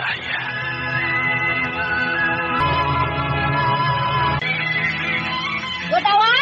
Oi! Aku membawa seorang perempuan muda. Katanya dia kenal sama kamu. Mana? Gotawa! Mantili. Kalau begitu memang benar. Kalian adalah orang-orang Madangkara. Harnum. Dia Mantili. Adiknya Tuanku Brahma, Raja Madangkara. Iya, makanya aku bawa ke sini. Karena dia bilang begitu. Iya. Terima kasih, Harnum. Ya, omong-omonglah kalian di situ. Aku masih ada urusan. Iya.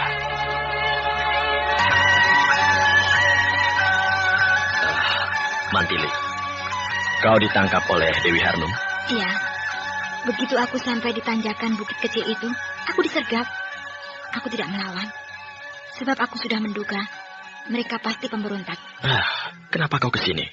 Mana Raden Samba? Aku bertengkar dengan dia. Loh, kenapa begitu? Habis dia manja dan cengeng.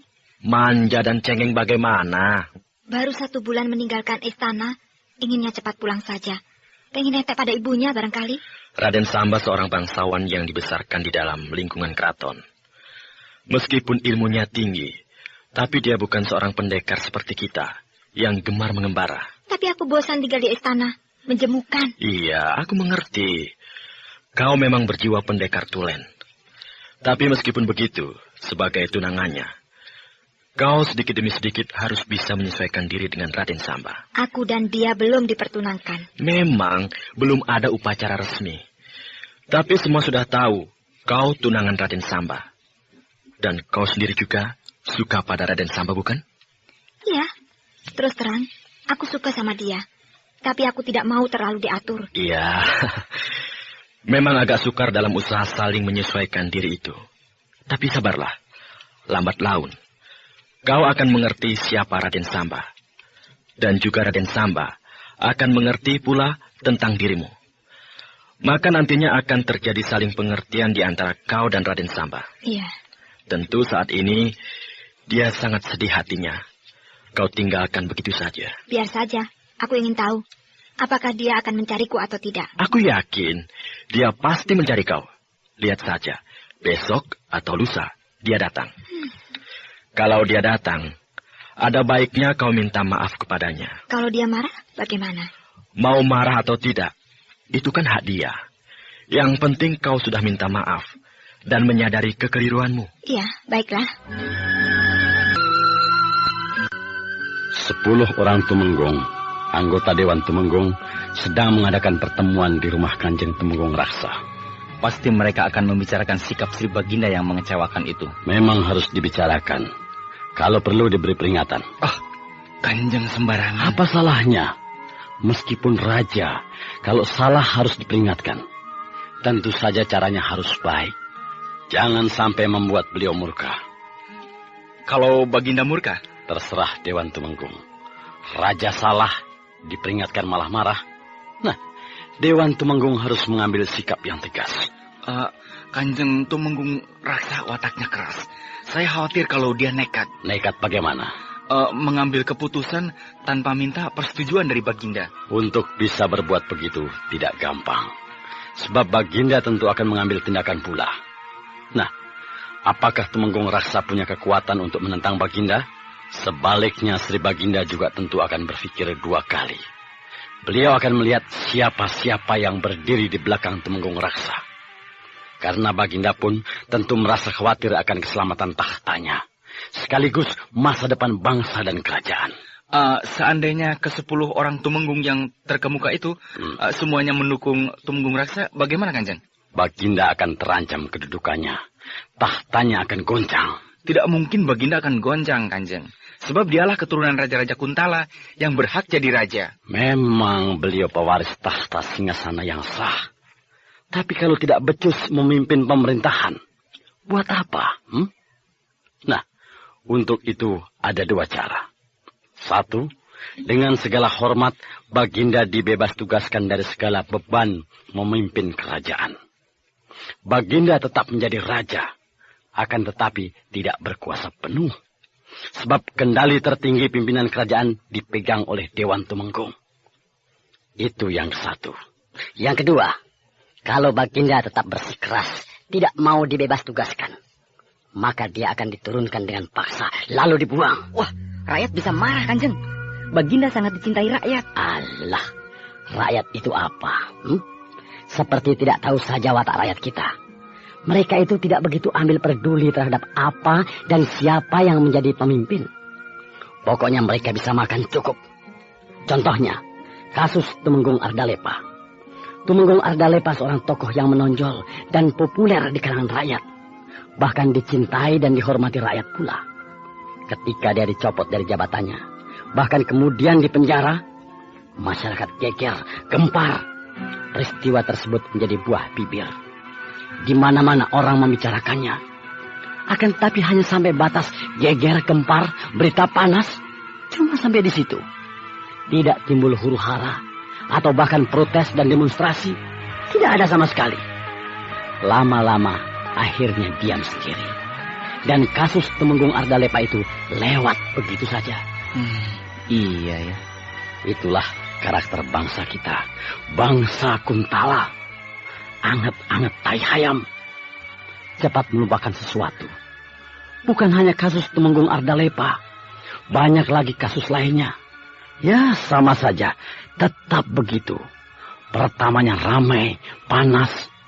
Tidak lama kemudian, semuanya kembali sibuk dengan pekerjaannya sendiri-sendiri. Repot cari makan. Iya memang. Boro-boro memikirkan politik. Cari makan saja susah. Itulah. Paling-paling yang sepenuhnya mencurahkan perhatiannya kepada dinamika pemerintahan. Hanya orang-orang tertentu saja. Tidak banyak. Tapi kalau mencopot Baginda dari singgasana dengan paksa, berarti makar, Kanjeng, kudeta, perebutan kekuasaan. Memang. Tapi kalau kudeta itu didukung oleh angkatan perang, mau apa? Siapa yang berani menentang bala tentara pasukan perang? Rakyat juga pasti akan diam karena takut. Tapi tentu ada yang berpihak kepada Baginda. Tentu saja. Itu sih sudah jelas, pasti ada. Akan tetapi, beranikah mereka melawan? Paling-paling mereka akan menyingkir, lalu menghimpun kekuatan untuk menjadi pemberontak. Paling banter melakukan gerakan di bawah tanah. Lalu kita sendiri bagaimana ya, Kanjeng? Mudah saja. Ingin selamat, apa ingin celaka? Ya, tentu saja ingin selamat. Alah, pendirian di zaman seperti ini tidak perlu. Kalau cuma punya kekuatan tanggung-tanggung, lebih baik jangan banyak tingkah. Pasti ditumpas. Mendingan iya saja. Sekarang si Anu yang berkuasa, kita ikut. Nanti si Anu yang berkuasa, ya kita ikut juga. Begitu saja terus. Dengan begitu, kita akan langgeng jadi pejabat. Iya. Mantili, aku rasa tidak akan lama lagi perang akan meletus. Sebabnya? Hari ini adalah batas waktu yang diberikan Senopati Ajisaka kepada Mangkubumi Kalindih, penguasa kerajaan Niskala, agar dia menyerah. Belum ada jawaban. Mangkubumi Kalindih itu orang Kuntala? Tentu saja. Dia seperti itu Menggungardika di kerajaan kita, kerajaan Madangkara. Pejabat tinggi yang dikirim dari pusat kerajaan Kuntala untuk memegang pucuk pimpinan tertinggi di kerajaan Niskala ini. Mungkin dia mengulur-ulur waktu untuk menunggu bala bantuan dari kerajaan Kuntala. Hal itu sudah diduga oleh Ajisaka. Untuk itu, dia memberikan batas waktu dengan tujuan untuk menjaga tenggang waktu terhadap perkiraan datangnya bala bantuan tersebut. Taktis juga Ajisaka itu. Dia bekas senopati, jadi sudah berpengalaman. Dari mana jalannya? Seorang pribumi bisa jadi senopati. Biasanya kan paling banter jadi hulu balang. Entahlah. Mungkin saja ada latar belakangnya. Entah pernah berjasa pada keraton, entah keturunan bangsawan, dan sebagainya. Aku sama sekali belum pernah berjumpa dengan senopati, Bang Bara Ajisaka itu. Tapi melihat adiknya, Dewi Harnum, ya mungkin sifatnya tidak jauh berbeda. Lincah, periang, dan polos. Aku pernah bertemu dengan dia satu kali. Dan memang sifatnya tidak jauh berbeda dengan Dewi Harnum. Hanya saja Ajisaka berwibawa. Ya, mungkin karena dia seorang pemimpin. Iya, meskipun Dewi Harnum itu sifatnya masih kekanak-kanakan, manja dan sedikit kolokan, tapi kelihatannya dia memiliki tingkat kepandian yang tinggi. Sebab aku lihat langkahnya sangat ringan dan gerak-geriknya lugas. Sebab untuk menjadi panglima perang itu tidak mudah. Memiliki tingkat ilmu kepandian yang tinggi saja belum bisa menjamin akan menjadi panglima perang yang baik. Ya, mungkin saja sekedar untuk menyenangkan hati adiknya. Kelihatannya dia memang anak manja. Ajisaka memang sayang sekali pada adiknya itu. Segala keinginannya selalu dituruti. Iya. Meskipun dia manja, tapi dia seorang pemberani. Sama seperti Ajisaka tidak kenal takut. Pantas. Dia dipercaya menjadi pemimpin perjuangan di wilayah selatan ini. Iya, dan dia rajin. Tidak nongkrong saja di markas, tapi aktif melakukan patroli dengan anak buahnya. Iya, benar.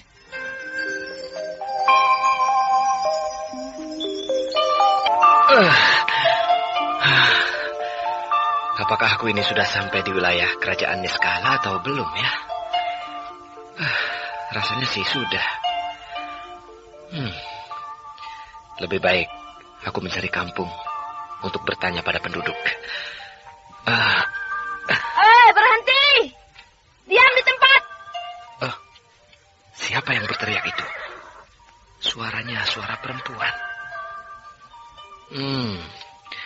Seorang gadis menunggang kuda diiringkan oleh 10 orang laki-laki.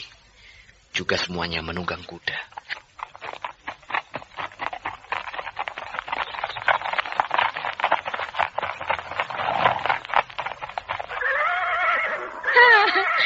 Pasti kau orang Kuntala. Bukan. Bukan ya bukan. Tidak usah pakai melotot begitu. Maaf. Kalau pemuda tampan, biar kaget, biar gugup, tetap cakep. Siapa Anda? Loh, malah balik tanya. Jawab dulu pertanyaanku. Saya Samba, orang Sanggam. Wow, jauh banget. Iya, memang jauh negeri Sanggam dari sini. Tahu, jauh. Pakai dikatakan lagi. Iya. Mau apa ke sini? Mau. Nah, kau pasti mata-mata. Bukan. Lalu kenapa gugup? Tidak tahu. Iya, kenapa aku jadi bingung begini? Kamu pendekar barangkali? Sebab biasanya pendekar itu ganteng, gagah, dan rendah hati. Tapi selalu berpakaian sederhana. Saya bukan pendekar. Saya hanya perantau.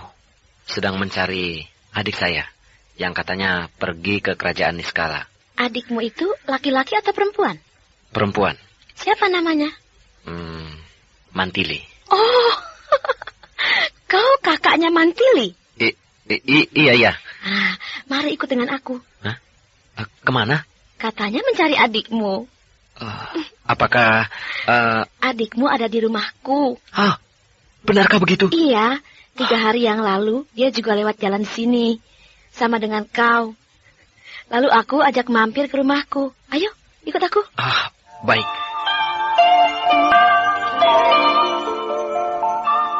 Nah, ini rumahku di lereng Bukit Unggas. Rumahmu itu seperti barak-barak pasukan perang? Ataukah itu markas? Iya, memang markas. Saya belum kenal Anda. Siapakah nama Anda? Terus terang saja, apakah... Kau akan mengatakan, apakah aku gerombolan perampok? Begitu bukan? Soalnya kita baru bertemu. Aku memang gerombolan pemberontak. Pemberontak? Apakah Anda termasuk Persatuan Pejuang Pembebasan Rakyat Niskala? Nah, kau sudah menjawabnya dengan tepat. Maaf. Saya telah kurang berlaku sopan terhadap Anda. Jangan sungkan. Kalau boleh tahu, nama Anda? Dewi Harnum. Biasanya dipanggil Harnum saja. Nama kecil saya Hanung, adiknya Bang Bara Ajisaka. Hah? Adiknya Senopati Ajisaka? Kau kenal pada kakakku? Iya, tentu saja. Dia sahabat tuanku Brahma, Raja Kerajaan Madangkara. Kau ternyata banyak tahu juga tentang kakakku. Betapa gembiranya bertemu dengan Anda. Adik kandung seorang tokoh perjuangan yang hebat. Wah, malah kau jadi semakin menghormati aku. Sudahlah, biasa saja. Toh aku juga belum tahu siapa kamu yang sesungguhnya. Tapi itu tidak perlu bagiku. Sebab kalau kau macam-macam, kepalamu bisa hilang. Tapi, sayang, kau sangat tampan dan lembut.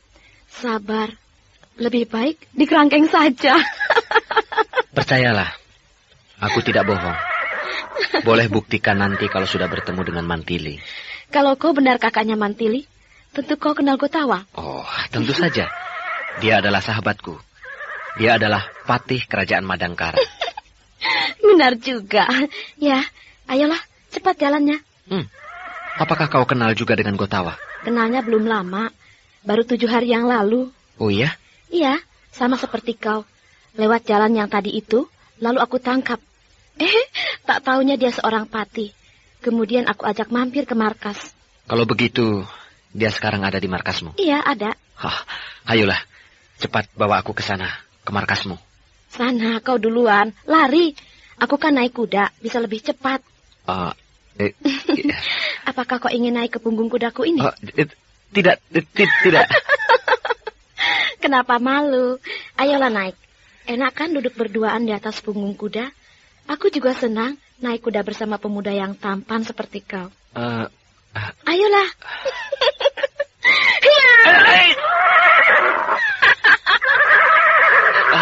Kau hebat sekali. Tanganmu bergerak sangat cepat. Sekali berkelebat, tahu-tahu aku sudah duduk di atas kuda di belakangmu. Habis kau pura-pura sih, padahal mau.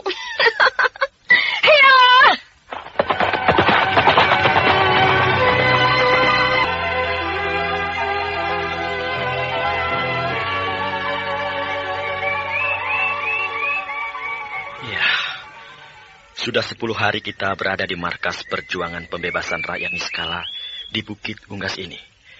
Dan perang belum juga dimulai.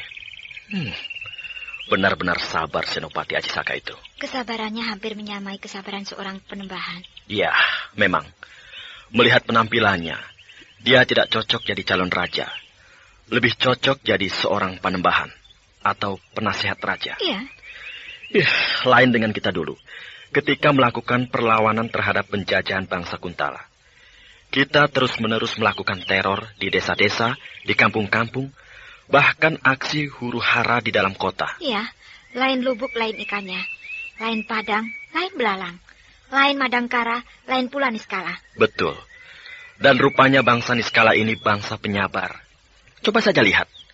Mereka betah menunggu berhari-hari, berminggu-minggu, bahkan berbulan-bulan. Dan rupanya kita ini orang-orang Madangkara adalah bangsa yang tidak sabaran.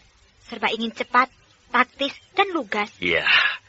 Seandainya sampai besok sore belum juga ada kepastian. Kapan akan menggempur keraton Niskala? Aku akan pulang saja ke Madangkara. Begitu pula saya.